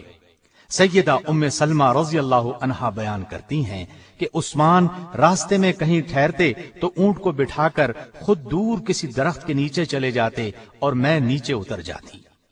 روانگی کا وقت ہوتا تو اونٹ پر کجاوا رکھ کر خود دور ہٹ جاتے اور مجھ سے کہتے، سوار ہو جائیں۔ उम्मे सलमा कहती हैं, मैंने उस्मान को बहुत ही हया वाला, इंतहाई तकवा शियार और पैकरे शराफत पाया। मैंने किसी शख्स को उससे ज्यादा शरीफ नफ्स नहीं देखा। मुख्तलिफ मनाजिल पर क़याम करते आखिर वो मुझे मदीने तक ले आए। जब कुबा की आबादी पर नजर पड़ी तो कहने लगे, अब आप अपने शौहर के पास चली जाएं, वो यहीं ठहरे हुए हैं। उम्मे सलमा रजी अल्लाह अन्हा उधर रवाना हुई और उस्मान बिन तलहा रजी अल्लाह अन्हु ने मक्के की राह ली। अब उम्मे सलमा रजी अल्लाह अन्हा अपने शौहर के साथ मदीने में जिंदगी के दिन गुजारने लगी। वो बहुत खुश थे। 2 हिजरी में बद्र का मार्का हुआ, फिर उहद की लड़ाई पेश आई। अबू सलमा रजी अल्लाह अन्हु ने दोनों में भरपूर हिस्सा लिया। उहद की लड़ाई में जख्मी हो गए।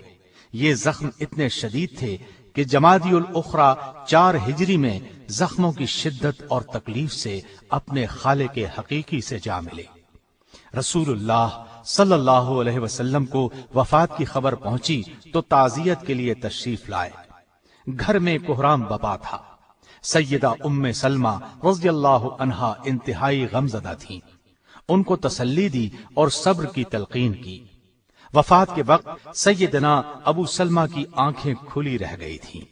आप सल्लल्लाहु अलैहि वसल्लम ने अपने दस्ते मुबारक से उनकी आंखें बंद की। इस मौके पर आप सल्लल्लाहु अलैहि वसल्लम ने फरमाया, इंसान की रूह जिस वक्त कब्ज की जाती है तो उसकी दोनों आंखें उसको देखने के लिए खुली रह जाती हैं। इसके बाद आप सल्लल्लाहु अलैहि वसल्लम ने उनकी नमाज जनाजा पढ़ाई। मुस्लिम की रिवायत में इस तरह है कि उम्मे सलमा कहती हैं, जब मैं चीखी चिल्लाई तो रसूलुल्लाह सल्लल्लाहु अलैहि वसल्लम ने फरमाया, क्या तुम शैतान को उस घर में दाखिल करना चाहती हो जिस घर से अल्लाह ने उसको निकाल दिया है? आप सल्लल्लाहु अलैहि वसल्लम के इन अल्फाज के बाद मैंने मुंह से आवाज नहीं निकाली। अबू सलमा रज़ियल्लाहु अन्हु की वफात के बाद जब इद्दत गुजर गई तो सैयदना अबू बकर सिद्दीक रज़ियल्लाहु अन्हु ने उम्मे सलमा रज़ियल्लाहु अन्हा को निकाह का पैगाम दिया, लेकिन सैयदा ने इनकार कर दिया। उसके बाद सैयदना उमर रज़ियल्लाहु अन्हु नबी करीम सल्लल्लाहु अलैहि वसल्लम का पैगाम लेकर आए तो उन्होंने फरमाया, मेरे चंद उज्र हैं। मैं एक गयूर औरत हूं, अयालदार हूं। तीसरी बात यह है कि मेरी उम्र ज्यादा है। आप सल्लल्लाहु अलैहि वसल्लम को उनके ये उज्र बताए गए। आप सल्लल्लाहु अलैहि वसल्लम ने इन सब बातों को मंजूर फरमा लिया। आपका निकाह शव्वाल 4 हिजरी के आखिरी दिनों में हुआ। सैयदा उम्मे सलमा रज़ियल्लाहु अन्हा बड़ी बहादुर, आकिल व फहीम और असाबत राय की मालिक थी। जब नबी करीम सल्लल्लाहु अलैहि वसल्लम घर तशरीफ लाते तो शर्मो हया की वजह से अपनी लड़की ज़ैनब को गोद में बिठा लेती, लेकिन फिर आहिस्ता आहिस्ता घुल मिल गईं। उम्मे सलमा रज़ियल्लाहु अन्हा नबी करीम सल्लल्लाहु अलैहि वसल्लम के आराम व आसाइश का बहुत ख्याल रखती थीं। उनके एक गुलाम थे, सफीना नाम था। आपने उन्हें इस शर्त पर आजाद कर दिया कि जब तक रसूलुल्लाह सल्लल्लाहु अलैहि वसल्लम जिंदा हैं उनकी खिदमत करते रहोगे। सैयदा उम्मे सलमा रज़ियल्लाहु अन्हा 4 हिजरी में हरम नबवी में दाखिल हुई। उसके बाद पूरी जिंदगी नबी करीम सल्लल्लाहु अलैहि वसल्लम के साथ रही। सुलह हुदैबिया के मौके पर सैयदा उम्मे सलमा रसूलुल्लाह सल्लल्लाहु अलैहि वसल्लम के साथ थी। सुलह हुदैबिया की शराइत मुसलमानों को मंजूर न थी। इस वजह से तमाम मुसलमान गमगीन थे।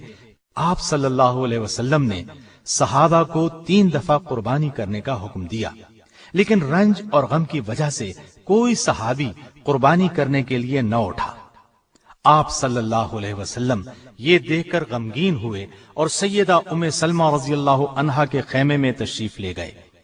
आप सल्लल्लाहु अलैहि वसल्लम ने शिकायत के लहजे में उन्हें सारी बात बताई। इस पर उम्मे सलमा ने अर्ज किया, ऐ अल्लाह के रसूल सल्लल्लाहु अलैहि वसल्लम, ये सुलह मुसलमानों को बहुत नागवार गुजरी है। अफसुर्दा होने की वजह से आपके हुक्म की तामील नहीं कर सके। आप किसी से कुछ न कहें, बल्कि बाहर निकलकर अपनी कुर्बानी करें और सर मुंडवा दें। ये खुद ब खुद आपकी पैरवी करेंगे। آپ صلی اللہ علیہ وسلم نے ان کا یہ مشورہ پسند فرمایا اور باہر نکل کر قربانی کی۔ نبی کریم صلی اللہ علیہ وسلم کا قربانی کرنا تھا کہ سبھی نے قربانی شروع کر دی اور سر منڈوا کر احرام اتار دیے۔ اس واقعے سے معلوم ہوتا ہے کہ آپ رائے دینے میں ماہر تھیں، لوگوں کی فطرت شناسی میں انہیں کمال حاصل تھا۔ سیدہ ام سلمہ رضی اللہ عنہا کی وفات کب ہوئی اس میں اختلاف ہے۔ صحیح بات یہ معلوم ہوتی ہے کہ 63 ہجری میں جس سال حرہ کا واقعہ پیش آیا 84 برس کی عمر میں وفات پائی۔ سیدنا ابو ہریرہ رضی اللہ عنہ نے نماز جنازہ پڑھائی اور بقیع الغرقد یعنی جنت البقیع میں دفن کیا گیا۔ نبی اکرم صلی اللہ علیہ وسلم سے آپ کی کوئی اولاد نہیں تھی، ساری اولاد پہلے شوہر ابو سلمہ رضی اللہ عنہ سے ہوئی تھی۔ ام سلمہ حسن و جمال میں یکتائے زمانہ تھی، بال نہایت گھنے تھے، آپ بہت فضائل کی مالک تھی۔ علم کے لحاظ سے اگرچہ سبھی ازواج مطہرات کا درجہ بلند ہے، لیکن سیدہ عائشہ رضی اللہ عنہا اور سیدہ ام سلمہ رضی اللہ عنہا کا تو ان میں جواب نہیں تھا۔ لوگ مسائل ان سے پوچھتے تھے۔ سیدنا ابو ہریرہ رضی اللہ عنہ اور سیدنا عبداللہ بن عباس رضی اللہ عنہ جیسے عالم فاضل ان سے مسائل پوچھتے تھے۔ تابعین کا ایک بہت بڑا گروہ ان سے علم حاصل کرتا رہا۔ قرآن مجید نبی کریم صلی اللہ علیہ وسلم کی طرز اور لہجے میں پڑھتی تھی۔ ایک مرتبہ کسی نے سوال کیا، نبی اکرم صلی اللہ علیہ وسلم کس طرح تلاوت کیا کرتے تھے؟ سیدہ نے فرمایا ایک ایک آیت الگ الگ پڑھتے تھے، پھر خود اس طرح پڑھ کر سنایا۔ حدیث کے میدان میں بھی آپ کا خاص مقام تھا۔ سیدہ عائشہ رضی اللہ عنہا کے سوا اس فن میں ان کے مقابلے کا کوئی نہیں تھا۔ 387 احادیث روایت کی، حدیث سننے کا بہت شوق تھا۔ ایک روز بال گندوا رہی تھی کہ نبی کریم صلی اللہ علیہ وسلم خطبہ دینے کے لیے ممبر پر تشریف فرما ہوئے اور زبان مبارک سے ایھا الناس، اے لوگو کا لفظ نکلا۔ اسی وقت مشاطہ سے فرمایا بال یوں ہی باندھ دو۔ اس نے کہا اتنی بھی کیا جلدی ہے، ابھی تو آپ صلی اللہ علیہ وسلم کی زبان سے ایھا الناس ہی کا لفظ نکلا ہے۔ آپ نے فرمایا کیا خوب، کیا ہم آدمیوں میں شامل نہیں؟ اس کے بعد خود بال باندھ کر اٹھ کھڑی ہوئیں اور پورا خطبہ کھڑے ہو کر سنا۔ آپ سے جن لوگوں نے علم حدیث حاصل کیا ان کی بہت بڑی جماعت ہے۔ حافظ ابن قیم نے لکھا ہے کہ اگر سیدہ ام سلمہ کے فتاوی جات کو جمع کیا جائے تو ایک کتاب بن سکتی ہے۔ آپ کو قرآن و سنت میں کامل دسترس تھی، فقہ کی ماہر تھی، زہد اور تقوی انتہا کا تھا۔ ایک مرتبہ سیدنا عبد الرحمن بن عوف رضی اللہ عنہ نے آ کر کہا اماں میرے پاس مال اس قدر جمع ہو گیا ہے کہ اب بربادی کا خوف ہے۔ آپ نے فرمایا بیٹا اس کو خرچ کر دو۔ رسول اللہ صلی اللہ علیہ وسلم سے آپ کو انتہا درجے کی محبت تھی، اس طرح آپ کو بھی ان سے بہت محبت تھی۔ اللہ تعالیٰ کی ان پر ہزار ہاں رحمتیں ہوں۔ اور اب میں ام المؤمنین سیدہ زینب بنت جہش رضی اللہ عنہا کے حالات اور واقعات گوش گزار کرتا ہوں۔ آپ کا نام برہ تھا، والد کا نام جہش اور والدہ کا نام امیمہ تھا، جو عبد المطلب کی صاحبزادی تھی۔ اس طرح سیدہ زینب نبی صلی اللہ علیہ وسلم کی سگی پھوپھی کی بیٹی تھی۔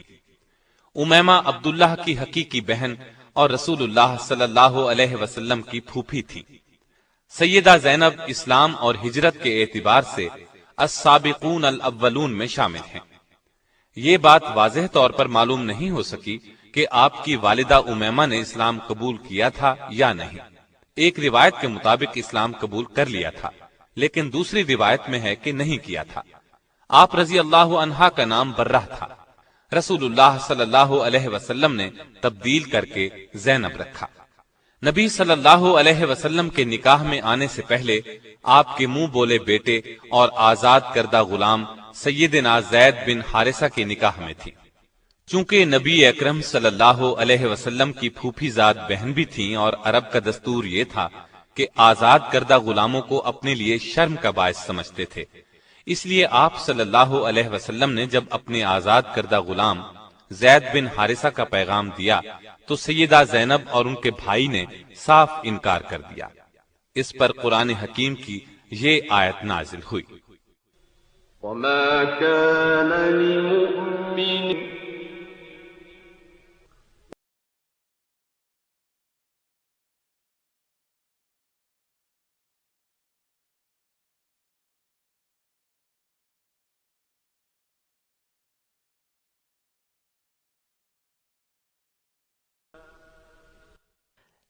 کسی مومن مرد اور مومن عورت کو یہ حق نہیں ہے کہ جب اللہ اور اس کا رسول کسی معاملے کا فیصلہ کر دیں تو ان کے لیے اپنے معاملے میں کوئی اختیار باقی رہ جائے، اور جو کوئی اللہ تعالی اور اس کے رسول کی نافرمانی کرے وہ بڑی واضح گمراہی میں جا پڑا۔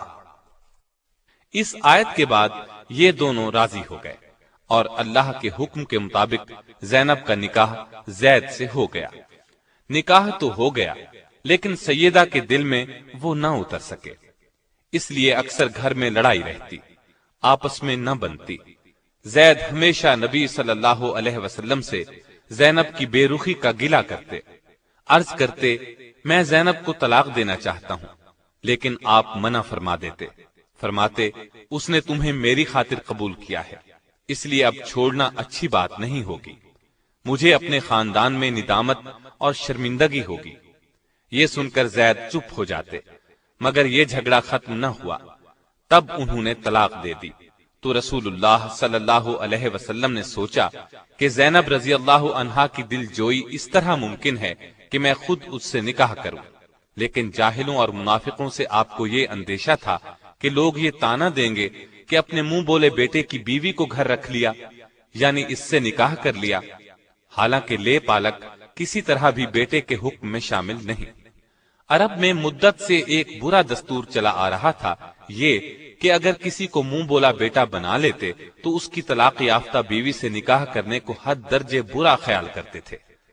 اللہ تعالی نے چاہا اس بری رسم کو نبی صلی اللہ علیہ وسلم کے فعل اور عمل سے ختم کر دیں، چنانچہ آپ صلی اللہ علیہ وسلم کو بذریعہ وحی اطلاع دی گئی کہ زید کے طلاق دینے کے بعد زینب آپ کے نکاح میں آئیں گی، تاکہ لوگوں کو معلوم ہو جائے منہ بولے بیٹے کی بیوی کا وہ حکم نہیں ہے جو حقیقی بیٹے کی بیوی کا ہے۔ آخر ایک دن زید نے آ کر آپ کو بتایا کہ اس نے تنگ آ کر زینب کو طلاق دے دی ہے۔ یہ سن کر آپ خاموش ہو گئے۔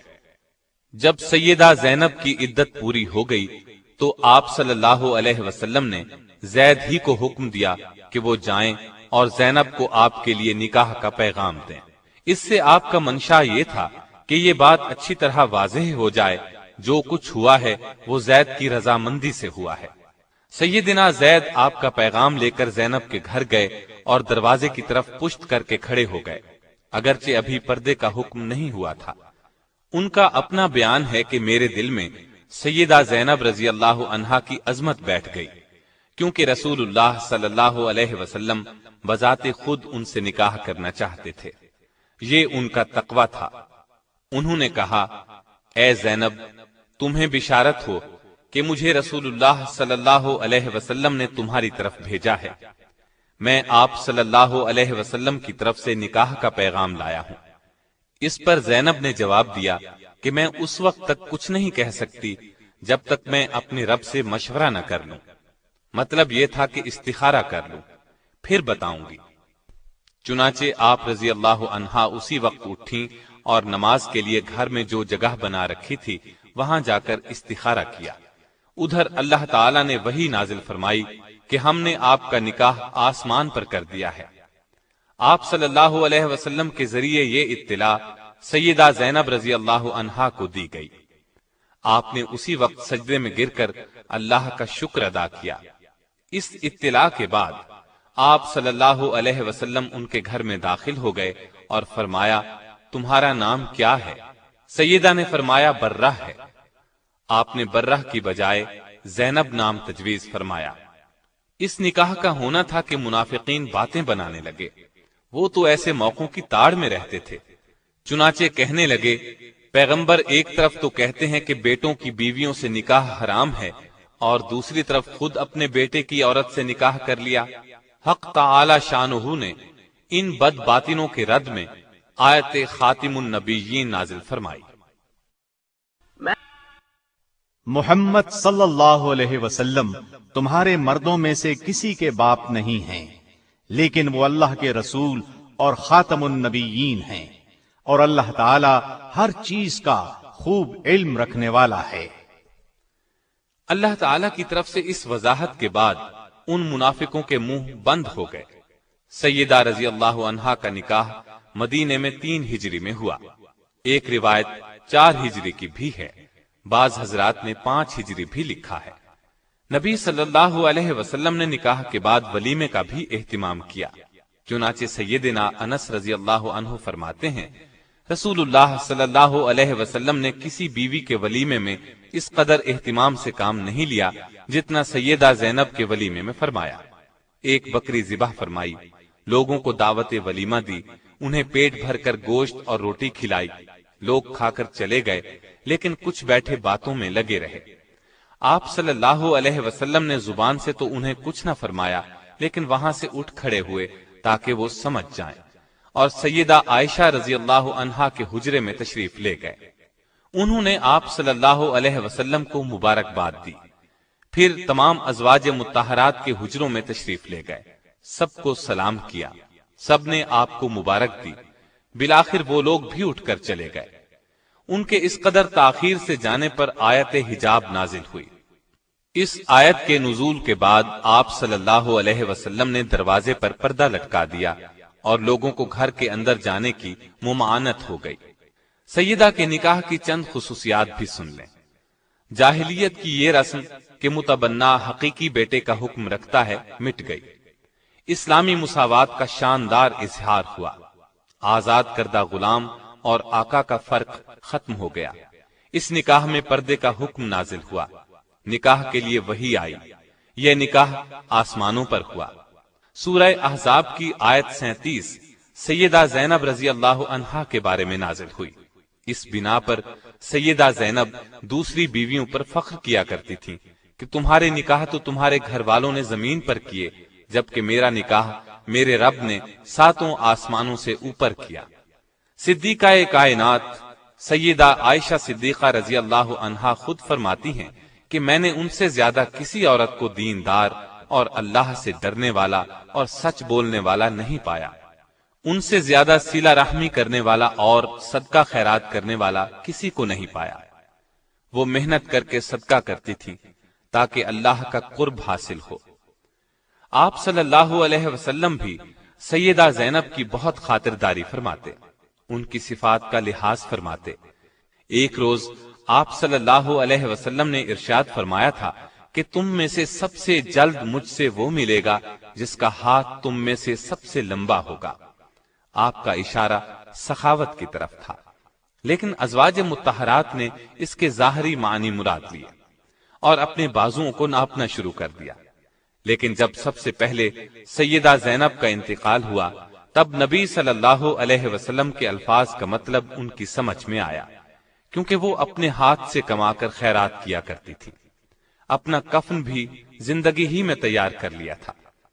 آپ رضی اللہ عنہا کا انتقال 20 ہجری میں ہوا۔ اس وقت آپ رضی اللہ عنہا کی عمر 53 سال تھی۔ یہ سیدنا عمر فاروق رضی اللہ عنہ کی خلافت کا زمانہ تھا، اس لیے سیدنا عمر رضی اللہ عنہ نے نماز جنازہ پڑھائی۔ جنازے کے بعد ازواج مطہرات سے دریافت کیا کہ ان کی قبر میں تدفین کے لیے کون داخل ہوگا۔ انہوں نے جواب دیا، وہ لوگ جو زندگی میں ان کے پاس آتے تھے وہی قبر میں اتاریں۔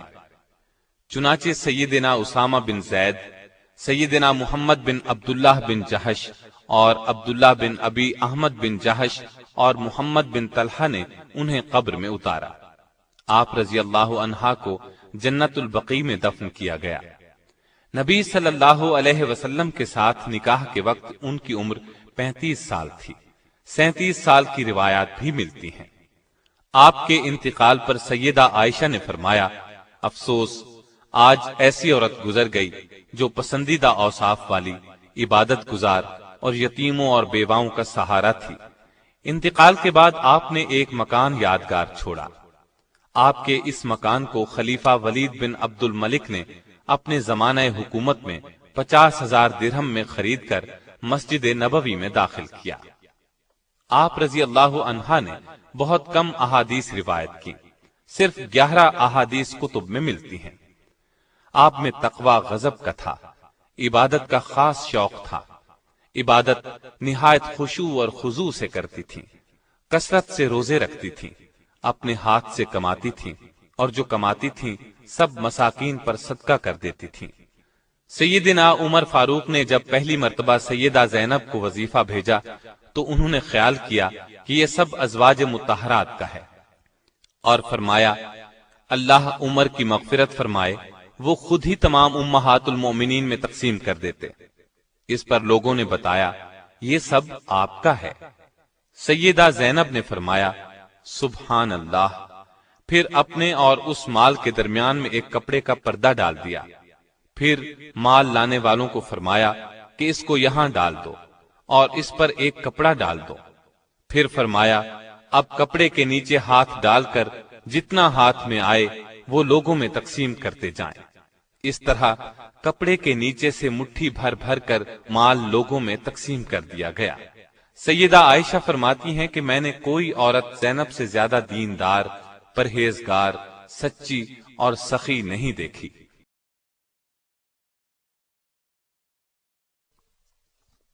اور اب میں آپ کو ام المومنین سیدہ جویریہ بنت حارث رضی اللہ عنہا کے بارے میں بتاتا ہوں۔ آپ کا نام برہ تھا، بعد میں رسول اللہ صلی اللہ علیہ وسلم نے جویریہ رکھا۔ آپ کے والد حارث خاندان بنو مستلق کے سردار تھے۔ آپ کا پہلا نکاح ان کے قبیلے ہی کے ایک شخص مصافہ بن صفوان سے ہوا تھا۔ مصافہ اور آپ کے والد دونوں سخت دشمن اسلام تھے۔ آپ کے والد حارث نے قریش کے اشارے پر مدینہ طیبہ پر حملے کی تیاریاں شروع کی۔ آپ صلی اللہ علیہ وسلم کو خبر پہنچی کہ حارث بن ابو ذرار نے مسلمانوں پر حملہ کرنے کے لیے بہت سی فوج جمع کی ہے۔ نبی کریم صلی اللہ علیہ وسلم نے بریدہ رضی اللہ عنہ کو حالات معلوم کرنے کے لیے بھیجا۔ انہوں نے واپس آ کر خبر کی تصدیق کی۔ رسول اللہ صلی اللہ علیہ وسلم نے صحابہ کو جمع کیا اور جنگ کی تیاری کا حکم دیا۔ چنانچہ 5 ہجری کو مسلمانوں کی فوج مدینہ سے مریسی کی جانب روانہ ہوئی، جو مدینہ سے 9 منزل کی مسافت پر واقع ہے۔ مسلمان فوج نے اسی مقام پر قیام کیا۔ رسول اللہ صلی اللہ علیہ وسلم نے سفر سے قبل سیدنا زید بن حارثہ کو اپنا قائم مقام مقرر فرمایا، اور ازواج مطہرات میں سے سیدہ عائشہ رضی اللہ عنہا اور سیدہ ام سلمہ رضی اللہ عنہا کو ساتھ لیا۔ اسلامی لشکر نے تیز رفتاری کے ساتھ اچانک ان پر حملہ کیا۔ وہ حملے کی تاب نہ لا سکے اور ان کے 11 مرد قتل ہوئے، جبکہ باقی مرد، عورتیں اور بچے گرفتار کر لیے گئے۔ مال اسباب لوٹ لیا گیا۔ 2000 اونٹ اور 5000 بکریاں مال غنیمت میں ہاتھ آئیں۔ چنانچہ انہی قیدیوں میں حارث بن ابو ذرار کی بیٹی برہ بھی تھی، بعد میں جن کا نام جویریہ رضی اللہ عنہا رکھا گیا۔ مال غنیمت کی تقسیم میں سیدہ جویریہ سیدنا ثابت بن قیس کے حصے میں آئیں۔ جویریہ کے لیے بحیثیت لونڈی زندگی بسر کرنا مشکل تھا۔ انہوں نے سیدنا ثابت بن قیس رضی اللہ عنہ سے درخواست کی کہ مجھ سے مکاتبت کر لیں، یعنی مجھ سے کچھ رقم لے کر چھوڑ دیں۔ ثابت بن قیس نے 9 اوقیہ سونے پر مکاتبت کر لی۔ ان کے پاس اتنا سونا نہیں تھا۔ انہوں نے سوچا لوگوں سے چندہ مانگ کر یہ رقم ادا کر دیں۔ رسول اللہ صلی اللہ علیہ وسلم کے پاس بھی آئیں۔ آپ صلی اللہ علیہ وسلم نے فرمایا کیا تمہیں اس سے بہتر چیز کی خواہش نہیں؟ انہوں نے کہا وہ کیا چیز ہے؟ آپ صلی اللہ علیہ وسلم نے فرمایا تمہاری طرف سے میں روپیہ ادا کر دیتا ہوں اور تم سے نکاح کر لیتا ہوں۔ تو سیدہ جویریہ رضی اللہ عنہا راضی ہو گئی۔ ادھر سیدہ جویریہ رضی اللہ عنہا کے باپ حارث بن ابو ذرار کا شمار رؤسائے عرب میں ہوتا تھا۔ وہ اپنی بیٹی کی گرفتاری سے شدید متاثر ہوا اور رسول اللہ صلی اللہ علیہ وسلم کی خدمت میں آیا۔ اس نے عرض کیا کہ میں عرب کا ایک سرکردہ آدمی ہوں، میرا مقام و مرتبہ اور میری بیٹی کی عزت و آبرو اس بات کی اجازت نہیں دیتی کہ وہ کسی کی کنیز بن کر رہے اور اس طرح ذلت کی زندگی بسر کرے۔ میں اپنے قبیلے کا سردار ہوں، آپ میری عزت کا احساس کرتے ہوئے میری بیٹی کو آزاد کر دیں۔ نبی کریم صلی اللہ علیہ وسلم نے فرمایا، آپ اپنی بیٹی سے پوچھ لیں، میں معاملہ اس کی مرضی پر چھوڑتا ہوں۔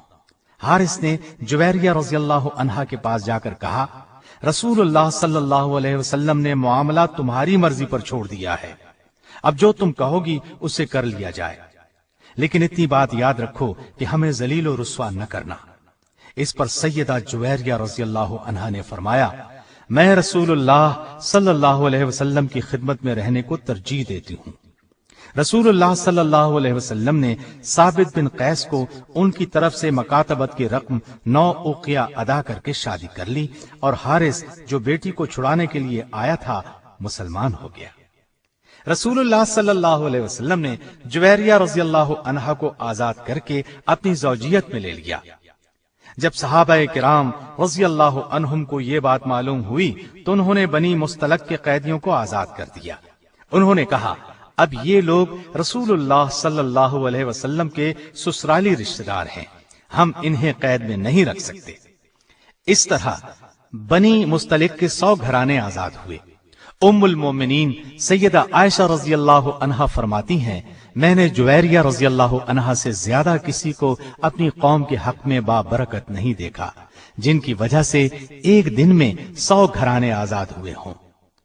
مستدرک حاکم اور ترمذی کی روایتوں میں ہے کہ سیدہ جویریہ رضی اللہ عنہا فرماتی ہیں، میں نے نبی کریم صلی اللہ علیہ وسلم کی آمد سے 3 رات پہلے خواب میں دیکھا کہ چاند یثرب سے چلا آ رہا ہے اور وہ میری آغوش میں آ گرا ہے۔ میں نے یہ بات لوگوں کو نہیں بتائی یہاں تک کہ رسول اللہ صلی اللہ علیہ وسلم تشریف لائے۔ جب ہم قیدی بنے تو مجھے اس خواب کی تعبیر نظر آنے لگی، چنانچہ آپ صلی اللہ علیہ وسلم نے مجھے آزاد کر کے اپنی ازواج مطہرات میں شامل فرما لیا۔ جب آپ نبی اکرم صلی اللہ علیہ وسلم کے نکاح میں آئیں اس وقت آپ کی عمر 20 سال تھی، وفات کے وقت عمر 65 سال تھی، اور آپ نے ربیع الاول 50 ہجری میں انتقال فرمایا۔ ایک روایت کے مطابق انتقال 56 ہجری میں ہوا۔ مروان نے نماز جنازہ پڑھائی اور جنت البقیع میں دفن کی گئیں۔ آپ صرف چند احادیث کی راوی ہیں۔ اللہ تعالیٰ کی ان پر ہزارہا رحمتیں ہوں۔ اب میں ام المؤمنین سیدہ ام حبیبہ بنت سفیان رضی اللہ عنہا کے بارے میں بتاتا ہوں۔ آپ رضی اللہ عنہا کا نام رملہ، کنیت ام حبیبہ، والد کا نام ابو سفیان اور والدہ کا نام صفیہ تھا۔ بعض مورخین نے آپ کا نام ہند بھی لکھا ہے۔ معاویہ رضی اللہ عنہ کی بہن تھی، اعلان نبوت سے 17 سال پہلے پیدا ہوئی، شروع ہی میں مسلمان ہو گئی تھی۔ ان کا پہلا نکاح عبید اللہ بن جہش سے ہوا تھا۔ دونوں میاں بیوی بیک وقت مسلمان ہوئے اور دونوں نے ایک ہی وقت میں ہجرت حبشہ کا شرف حاصل کیا۔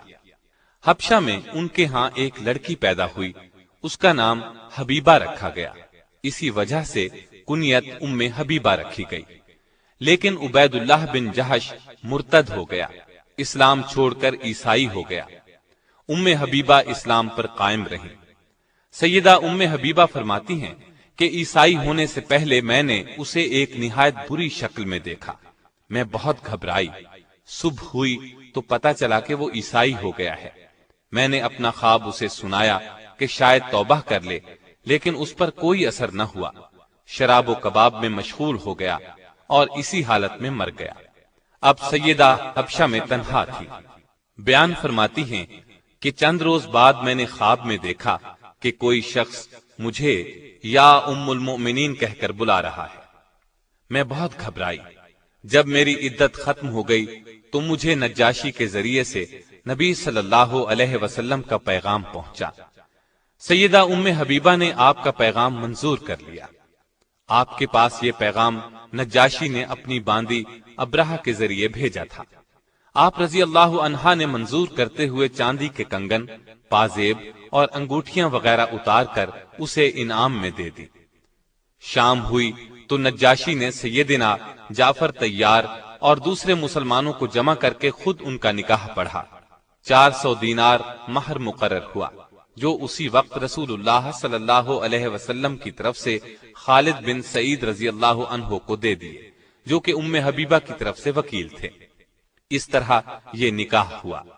لوگ اٹھنے لگے تو نجاشی نے کہا، ابھی بیٹھیے، انبیاء علیہم السلام کی سنت یہ ہے کہ نکاح کے بعد ولیمہ بھی ہونا چاہیے۔ چنانچہ کھانا آیا، ولیمے سے فارغ ہو کر سب رخصت ہو گئے۔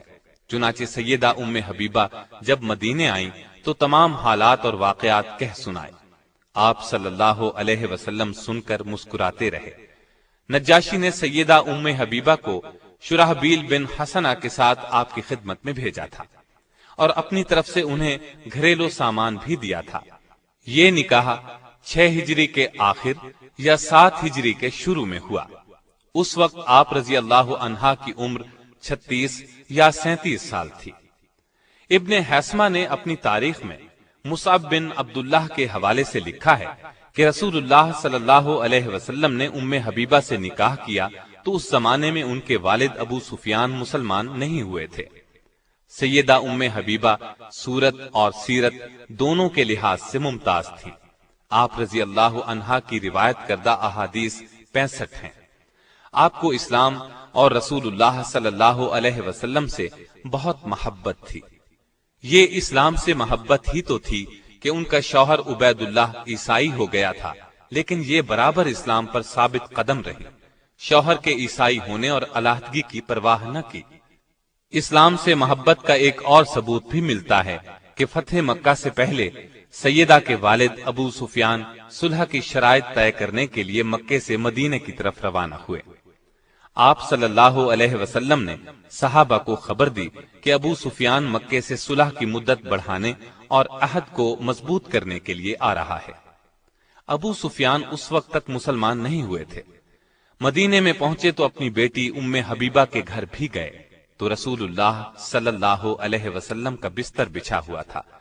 جب وہ بستر پر بیٹھنے لگے تو ام حبیبہ رضی اللہ عنہا نے فوراً آگے بڑھ کر بستر لپیٹ دیا۔ ابو سفیان کو بیٹی کی اس بات پر غصہ آ گیا۔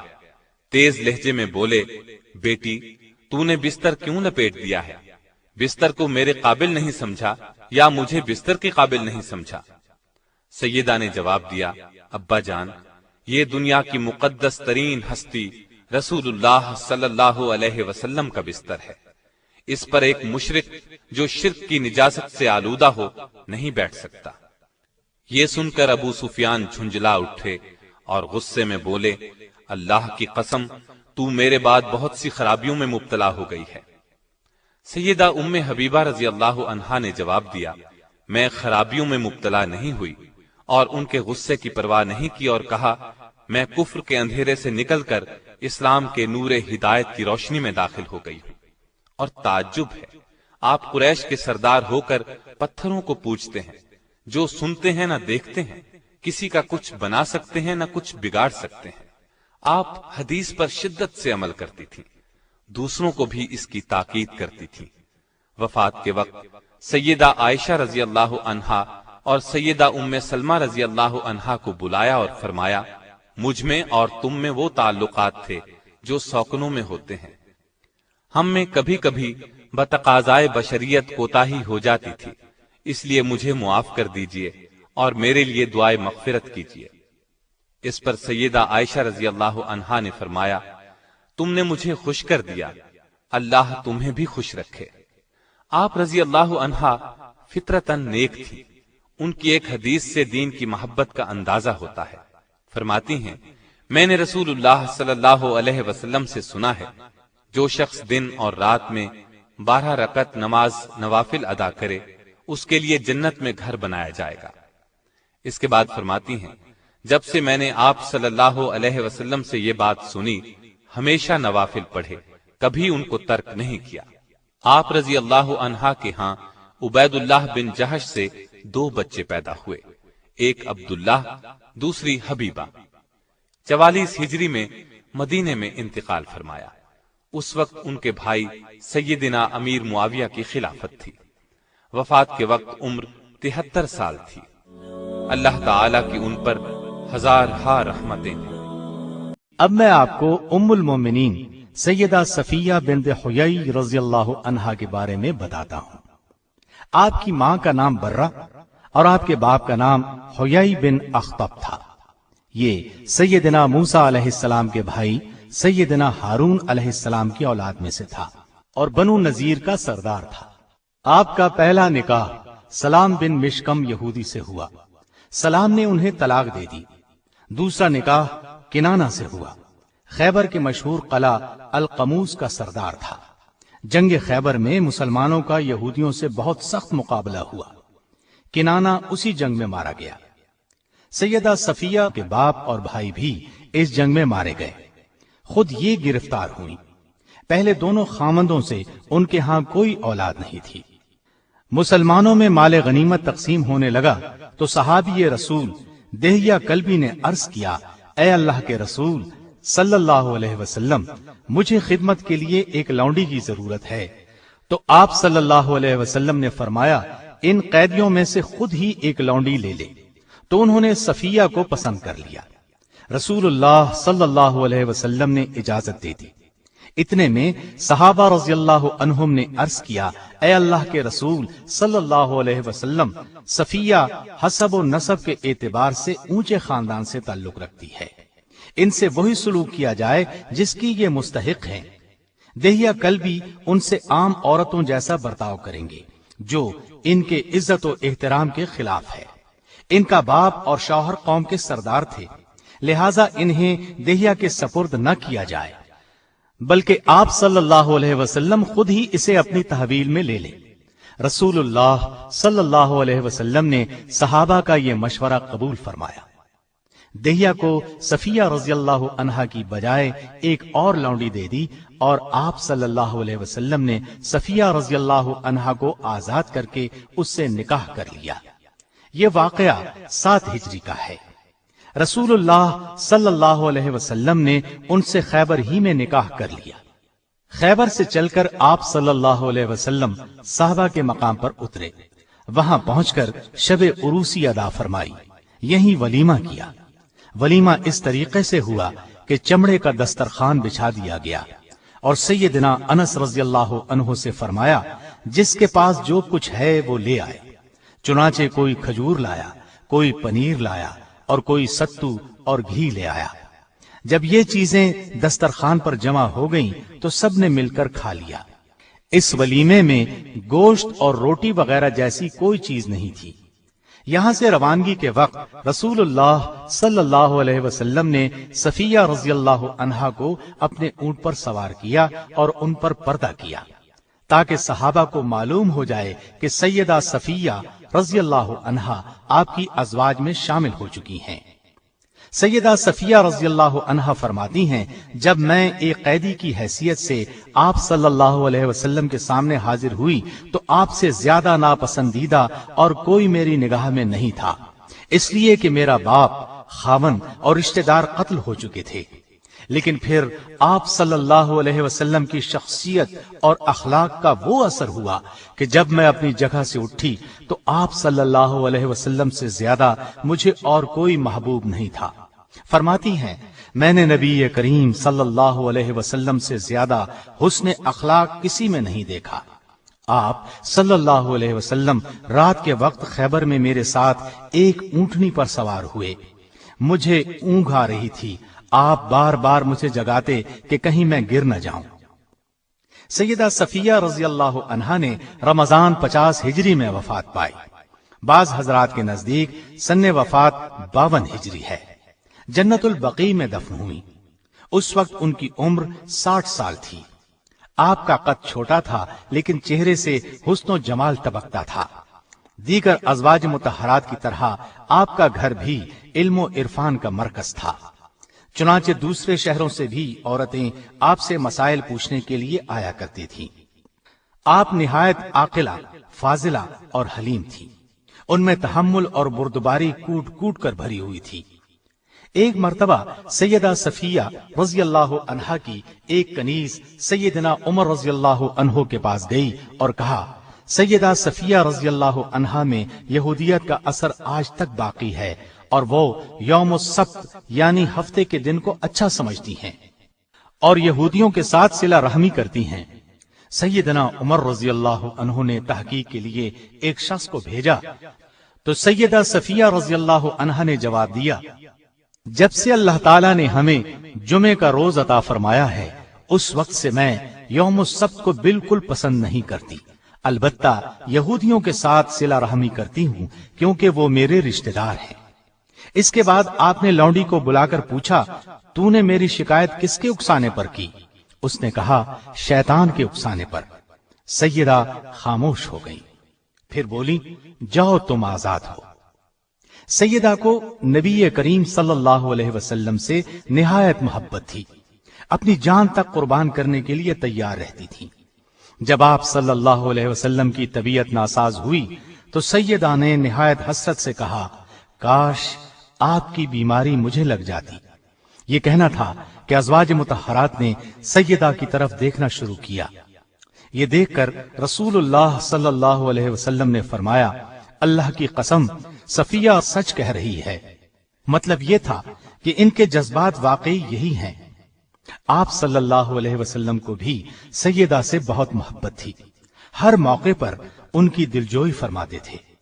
آپ صلی اللہ علیہ وسلم ان کی دلجوئی کس طرح فرماتے تھے، ایک واقعے سے صاف واضح ہے۔ ایک روز نبی کریم صلی اللہ علیہ وسلم سیدہ صفیہ رضی اللہ عنہا کے پاس تشریف لے گئے، دیکھا کہ وہ رو رہی ہیں۔ آپ صلی اللہ علیہ وسلم نے دریافت فرمایا، صفیہ رو کیوں رہی ہو؟ انہوں نے کہا، عائشہ اور حفصہ مجھے چھیڑتی ہیں، کہتی ہیں ہم رسول اللہ صلی اللہ علیہ وسلم کی نظر میں زیادہ مکرم اور محترم ہیں، ہم تمام ازواج مطہرات سے افضل ہیں کیونکہ ہم آپ صلی اللہ علیہ وسلم کی رشتہ دار بھی ہیں۔ یہ سن کر نبی کریم صلی اللہ علیہ وسلم نے ارشاد فرمایا، تم نے کیوں نہ کہہ دیا کہ تم مجھ سے کیسے بہتر ہو سکتی ہو؟ میرے باپ ہارون علیہ السلام ہیں اور موسیٰ علیہ السلام میرے چچا ہیں اور محمد صلی اللہ علیہ وسلم میرے شوہر ہیں۔ آپ صلی اللہ علیہ وسلم ان کی بہت عزت کرتے تھے۔ سن 35 ہجری میں فسادیوں نے سیدنا عثمان رضی اللہ عنہ کے گھر کو گھیر لیا۔ ان دنوں میں سیدہ صفیہ رضی اللہ عنہا نے سیدنا عثمان رضی اللہ عنہ کی بہت مدد کی۔ جب سیدنا عثمان رضی اللہ عنہ کے گھر میں ضرورت کی چیزیں بھی روک دی گئیں، حتیٰ کہ پانی تک اندر نہ جانے دیا گیا، تو سیدہ صفیہ رضی اللہ عنہا اپنے خچر پر سوار ہو کر ان کے مکان کی طرف چل دی۔ آپ کا غلام کنانہ بھی ساتھ تھا۔ مالک اشتر فسادیوں کا ایک سردار راستے میں موجود تھا، اس نے آپ کے خچر کے منہ پر مارنا شروع کیا۔ سیدہ رضی اللہ عنہا نے فرمایا، رک جاؤ، مجھے واپس جانے دو، خچر کو چھوڑ دو۔ پھر گھر واپس آئیں اور سیدنا حسن بن علی رضی اللہ عنہ کو اس خدمت کے لیے مامور کیا۔ وہ ان کے ہاں سے سیدنا عثمان رضی اللہ عنہ کے پاس کسی نہ کسی طرح کھانا اور پانی پہنچاتے تھے۔ آپ بہت سلیقہ شیار تھی، کھانا نہایت عمدہ پکاتی تھی، نبی اکرم صلی اللہ علیہ وسلم کی خدمت میں بھیجا کرتی۔ اللہ تعالیٰ کی ان پر ہزار ہا رحمتیں ہوں، آمین۔ اور اب میں آپ کو سناتا ہوں ام المؤمنین سیدہ میمونہ بنت حارث کے واقعات اور حالات۔ آپ رضی اللہ عنہا کا نام برہ تھا۔ نبی صلی اللہ علیہ وسلم نے میمونہ رکھا۔ والد کا نام حارث بن حزن تھا، والدہ کا نام ہند بنت عوف تھا۔ آپ سیدنا عبداللہ بن عباس رضی اللہ عنہ اور سیدنا خالد بن ولید رضی اللہ عنہ کی حقیقی خالہ تھی، کیونکہ ان کی بڑی بہن لبابہ الکبریٰ سیدنا عباس رضی اللہ عنہ کی زوجہ محترمہ تھی اور ابن عباس کی ماں تھی۔ دوسری بہن لبابہ الصغریٰ ولید بن مغیرہ کی بیوی تھی اور خالد بن ولید کی ماں تھی۔ سیدہ میمونہ کی کئی بہنیں تھیں، اس لیے سیدہ میمونہ رضی اللہ عنہا کی والدہ ہند بنت عوف کے کئی داماد تھے۔ اسی ہند بنت عوف کے متعلق کہا گیا ہے کہ کائنات انسانی میں سب سے بہتر داماد اس کے حصے میں آئے ہیں۔ ان کے دامادوں کے نام یہ ہیں: محمد الرسول اللہ صلی اللہ علیہ وسلم، سیدنا عباس، سیدنا جعفر بن ابی طالب، سیدنا ابو بکر صدیق، سیدنا علی بن ابی طالب، سیدنا حمزہ بن عبد المطلب اور سیدنا شداد بن حاد رضی اللہ عنہم۔ ابن قتیبہ نے لکھا ہے کہ پوری دنیا میں ہند بنت عوف سے زیادہ کوئی عورت اپنے دامادوں کے لحاظ سے بزرگ اور خوش قسمت نہیں۔ سیدہ میمونہ رضی اللہ عنہا کا پہلا نکاح جاہلیت کے زمانے میں ہوا۔ ان کے خاوند کا نام مسعود بن عمرو ثقفی تھا۔ کسی وجہ سے دونوں میں علیحدگی ہو گئی۔ اس کے بعد آپ رضی اللہ عنہا کا نکاح ابو رحم بن عبد العزیٰ سے ہوا۔ ابو رحم کا انتقال 7 ہجری میں ہوا۔ شوال 7 ہجری میں سیدہ میمونہ رضی اللہ عنہا نبی صلی اللہ علیہ وسلم کے نکاح میں آئیں۔ رسول اللہ صلی اللہ علیہ وسلم کی یہ خصوصیت تھی کہ اگر کوئی مومنہ عورت اپنا نفس یعنی اپنے آپ کو جناب رسول اللہ صلی اللہ علیہ وسلم کے لیے ہبہ کرتی تو آپ کے لیے یہ ہبہ جائز تھا۔ آپ چاہتے تو ایسی عورت سے نکاح کر سکتے تھے۔ سیدہ میمونہ رضی اللہ عنہا نے بھی خود اپنے آپ کو نبی صلی اللہ علیہ وسلم کے ساتھ نکاح کے لیے پیش کر دیا اور آپ صلی اللہ علیہ وسلم نے ان سے نکاح کر لیا۔ روایات کے مطابق یہ نکاح عمرۃ القضاء کے موقع پر منعقد ہوا۔ چونکہ رسول اللہ صلی اللہ علیہ وسلم عمرہ کرنے کی غرض سے نکلے تھے، اس لیے آپ حالت احرام میں تھے۔ اس سے بعض لوگوں کو یہ غلط فہمی ہوئی کہ سیدہ میمونہ رضی اللہ عنہا سے رسول اللہ صلی اللہ علیہ وسلم کا نکاح حالت احرام میں ہوا، جبکہ سیدہ میمونہ رضی اللہ عنہا اس بات کی تردید کرتی ہیں اور فرماتی ہیں جب رسول اللہ صلی اللہ علیہ وسلم کے ساتھ میرا نکاح ہوا تو آپ احرام میں نہیں تھے اور خود سیدہ میمونہ بھی احرام میں نہیں تھی، کیونکہ حالت احرام میں نکاح کرنا جائز ہی نہیں ہے۔ سیدہ میمونہ رضی اللہ عنہا نے اپنے آپ کو خود نبی صلی اللہ علیہ وسلم کے ساتھ نکاح کرنے کے لیے پیش کیا تھا۔ اس بارے میں سورہ احزاب کی آیت 50 نازل ہوئی۔ پھر سیدہ میمونہ رضی اللہ عنہا رسول اللہ صلی اللہ علیہ وسلم کے ساتھ مدینہ طیبہ آ گئیں۔ سیدہ میمونہ کا نکاح مقام صرف میں ہوا اور صرف ہی کے مقام پر آپ کا انتقال ہوا۔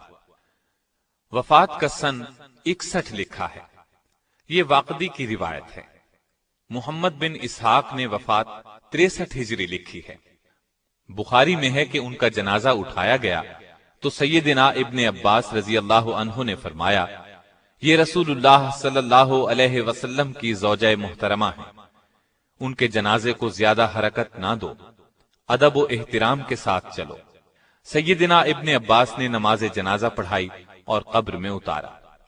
آپ کی روایت کردہ احادیث کی تعداد 46 ہے اور بعض کتابوں سے معلوم ہوتا ہے کہ تعداد 76 ہے۔